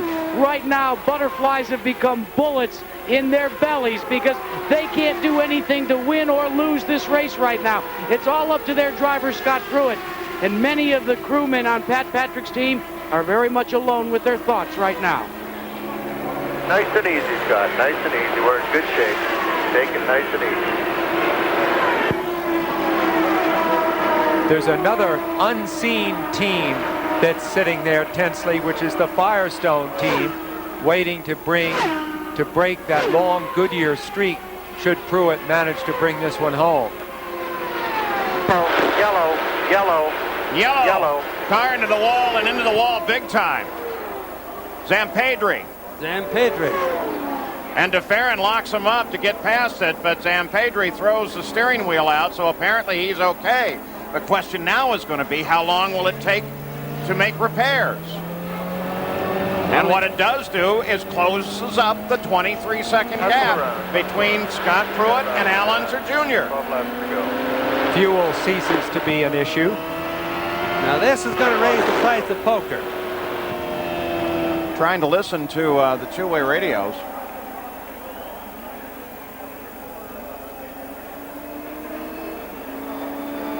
This is going to be a shootout. Now, when it does go green, if they get this cleaned up, which they'll try very hard in the 12 laps that are in.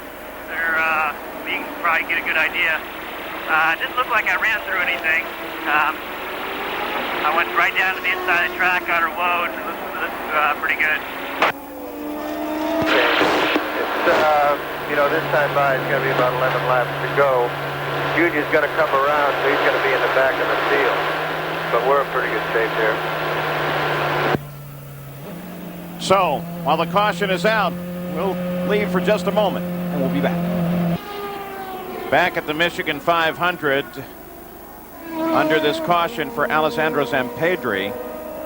They have a lot of debris up on the racetrack. Jill DeFerrin is into the pits. Christian Fittipaldi came in with a shredded right rear. May have run over some debris there. There is Scott Pruitt. Now 1, 2, count the cars back to Ellenser Jr. 3 was, of course, Villeneuve. 4, 5. Look at the distance. 6. That's Emerson. 7. Well, now 6 in there. Not yet. So that of course is Teo. Teo, yeah. So Ellenser Jr. Eight cars between them. We're looking for him. There he is. There he is. Yeah, but we know that could be made up in a moment if he gets a break. Let's go to the pits. Begin with Jack Arute. Well, Paul, in the leaders' pits, here's the wisdom that they're passing on to us. As soon as they heard that Al Jr. had gone out of the race, what they did is they radioed into Scott Pruitt, go to 6th gear. That's that overdrive gear, Bobby, that you've been talking about all day. Now they feel they've got plenty of fuel to go the distance, and if they have to, they can run their full speed gear for the remainder of this race when it goes back to green. What about at your end, Gare? Well, Jack, in this situation here, the big discussion as the yellow came out, they were trying to make a decision as to whether or not Junior was going to come in and get a different set of tires and that they would tinker with the air pressure a little bit to impact the handling characteristics of the car. Of course, the great disappointment of that blistered right rear cost them the position on the racetrack. They made the decision and changed their mind, changed it again. They finally elected to keep him out, and as you gentlemen counted, 8 spots between where Junior is and the leader, Scott Pruitt. Awful lot to make up in very little time. Well, let's give you a full field rundown. 10 laps to go. The leader is Scott Pruitt under the yellow. One of the things that is also interesting to me as we look at that full field rundown, Bobby, is that we know that... Try and get him cleaned up and give us another reading. You know, lay back from the pace car a little bit. We know that from the Penske team, Rick Mears and Clive Hall have been watching from up on top of the grandstand, so they can tell Little Al what lies ahead. I don't think Scott Pruitt has a spotter up here. Well, it really isn't going to affect or help anything right now. Having a spotter up there is always nice. There's the little stand that the spotter is at, which is right alongside of us up here, best seats in the house. But won't make any difference now. Little Al, unfortunately, has 8 guys to go by. He'll probably get by those 8 guys. There's Adrian Fernandez in the pits getting tires, probably had a puncture. Get Rick Gallus's car. But it won't make any difference because he just doesn't have enough time unless Scott misses a gear shift, has a flat tire. That's what everybody's worried about right now. It's like Adrian. He might have had a puncture there. They're all worried about going through the wrecks because the carbon fiber, which is the body, is just like glass that cuts tires. All right, let's pay attention again to Scott Pruitt and his two-way communications.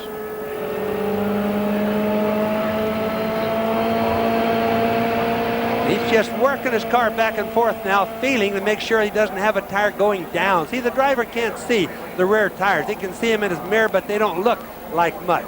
So he's feeling it right now to make sure he doesn't have a slow leaker like a little pinhole.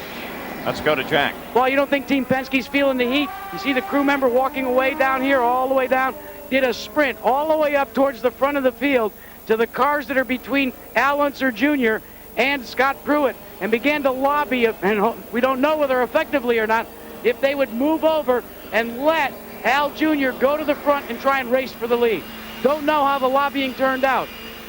Yeah, you figure you have to take a chance, though. You have to try and argue it. Yes, that's for sure. You know, there's plenty of room to pass it, like as we've said all day. The problem is he needs a certain groove to attain the speed he needs to catch Scott. Oil that's across the front straight. Notice how calm Pretty good now. Pruitt sounds calm, almost laconic to me in view of the few moments that now separate him from we got 8 laps to go. The high point, the culmination of his racing career. The big worry right now, the way I see it, is going to be whether or not either one of them, or either one of the 3, including Adrian Fernandez and the Gallus car that's running third, we got to keep track of him too. But if these guys have a flat or miss a gear shift, do something like that we would call stupid at the start, that would be bad. But it could happen easily. If Pruitt, Bobby, you're so right, missed a gear shift on the restart, which I doubt he'll do, he could suddenly find himself in mid-pack. You can hear how cool he is, though. This Pruitt doesn't get rattled. He came up through go-kart racing. This guy's been around a long time. He's the defending Trans Am champion. In his year off from IndyCar racing, he just went and won the Trans Am. Probably 3 more laps of yellow, Jackaroo. Paul, we're talking about where the spotters are. You talked about Clive Hall and Rick Mears being up in the best seat in the house. Found out where Scott Pruitt's spotters are. See, way up there at the end of the grandstands, they say 5 rows down. They bought a ticket. CART can't Well, stop them. their car owner doesn't own the speedway. CART can't stop them from doing that, that's for sure. Let's go to Gary. Well, as the countdown continues, looking for green, one of the busiest guys from the Penske camp is Peter Twitty, who's running from team to team trying to find out whether or not they can get cooperation so Junior can pick up some ground. And among those that they're lobbying, teammate Emerson Fittipaldi. And I mean, Twitty has just been back and forth, and then back and forth again. We know that Twitty could be a heck of a salesman now, don't we? I said, have you had any luck? And he says, I've got lots of luck. Right now he's talking to Chuck Sprague, who's on the radio with Emerson's team. Still pretty dirty up there in turn 4. Quite a bit to clean up.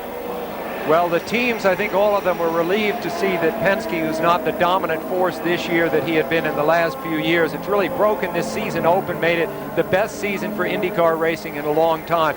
But they want everybody to have a fair shake. And when you know a man wants to work his way through the pack, you at least want to know he's there and see if you can give him a chance. Al Unser Jr. pulls up, wants to make sure Teo Fabi knows exactly what he intends when they go to the restart. They're still trying to get a cleanup there. They've picked up all the little pieces, and believe me, there were a bunch. And they have to clean it up. They have to be fair to everybody. That would be an unsafe circumstance to start it now. Like a lot of those guys are just going to let them go on the restart, so we're going to have to be on our toes. Boy, that's the news, all right. That's Jim McGee. Pruitt. It's serious back there. Pete Twitty's been out selling. And McGee knows it. That's the point. He's yeah, but now does McGee send somebody down the pits? To lobby the other way? No, and he doesn't have the chip either. But here's McGee, because there's a Firestone Goodyear chip here, too. And remember, McGee used to run Penske Racing. He used to be the general manager over there. McGee is you're probably looking at the face of the most experienced crew chief in this business, wouldn't you say, Bobby? Well, when you combine the teams up, what incredible experience. Patrick Racing, Penske Racing. He's the modern day George Bignotti. There's no question about that. Jim McGee is the most experienced of anybody here. We've jumped back about 5 years in time, 5 or 6 years in time. Let's look up. Okay, it's going to be green next time by. You can go to 12 o'clock now in 5th gear. Yep, there's the finger. 1 more lap to go. 5th gear, so they go know green. That's the go gear. 5th is. And I think Junior's only 1, 2, 3, 4 cars behind. Right on your plug. And I think we can assume the 12 setting is the maximum power setting as well. Whatever the signals may be, we now know that. Sam, did you hear him say he's on your button and go, whew? Yeah. Full rich. All the power you can use. 6 laps to go, Gary Gerald. 5 laps to go. Very critical it's going to be the start. How much of a jump that Pruitt gets. Gary? The lobbying paid off because Emerson Fittipaldi just came in and got a splash of fuel. That means, of course, that his teammate Al Unser Jr. moves up at least 1 spot. Oh. That closes the gap. 5 to go. There he is on the left of the screen. That's how close they are. They are 3 real cars. close.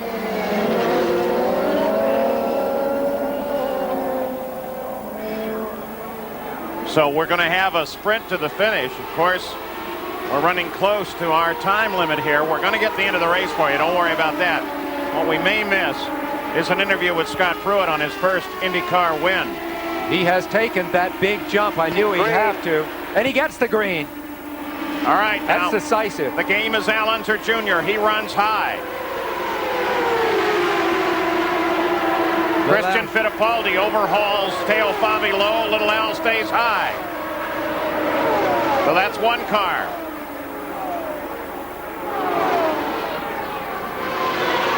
There's Ray Hall right in front of Little Al. Ray Is Hall that a signal from Ray Hall? Come to my inside. Scott's still a long ways in front. 2.5 seconds. That was the last cross of the line. We'll find them now. That draft right there is really helping Little Al. Not hurting him right there. Get behind you now. The next car behind you. And now he is. Let Jim McGee do the play-by-play. But in fact, Little Al may have enjoyed an advantage slipstreaming or drafting the other cars that he won't have now.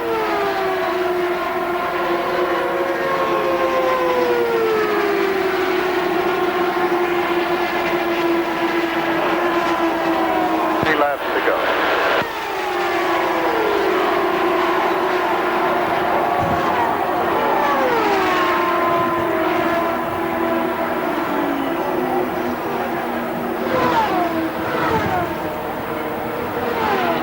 Going to be difficult.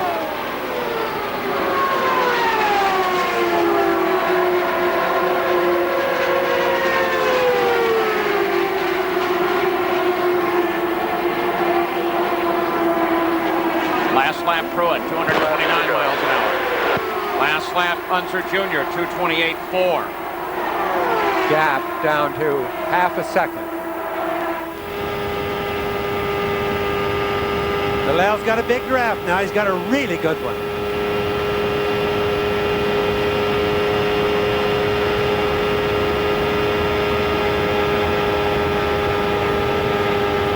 Pruitt is a very defensive driver. Little Al tries to the outside as the white flag comes out. Side by side through the first turn. Little Al takes the advantage running high and comes into the lead. Less than 2 miles to go now in this 500-mile run, and Al Unser Jr. picks the lead up again. But what about Scott? He's going to chase Al everywhere he can. He's got the draft now. Well, Scott Pruitt may have the advantage coming to the final turns. Did he move too quick? Did he move too soon? He's still they got continue side by side. Al Unser Jr. and Scott Pruitt come to the line, and Pruitt's got him. Scott Pruitt takes the win. One of the best races I've seen. Scott Pruitt scores his first IndyCar win, the 36th for his owner, Pat Patrick, and the 3rd Michigan 500 win. Fabulous race.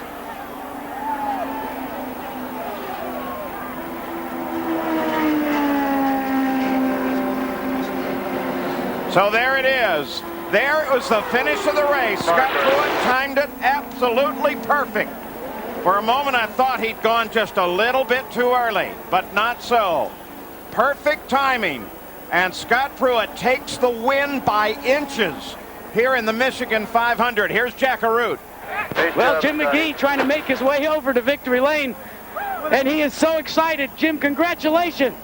Oh, thanks a lot. That was a great race. I mean, Scott's, he's got a lot of spunk, and after all he's been through in his racing career, it's absolutely incredible. I'm so proud and happy for him, and he's a true champ.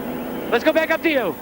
So Scott Pruitt, Scooter, has taken his first win in the Michigan 500. We'll see you next Saturday at the Brickyard 400.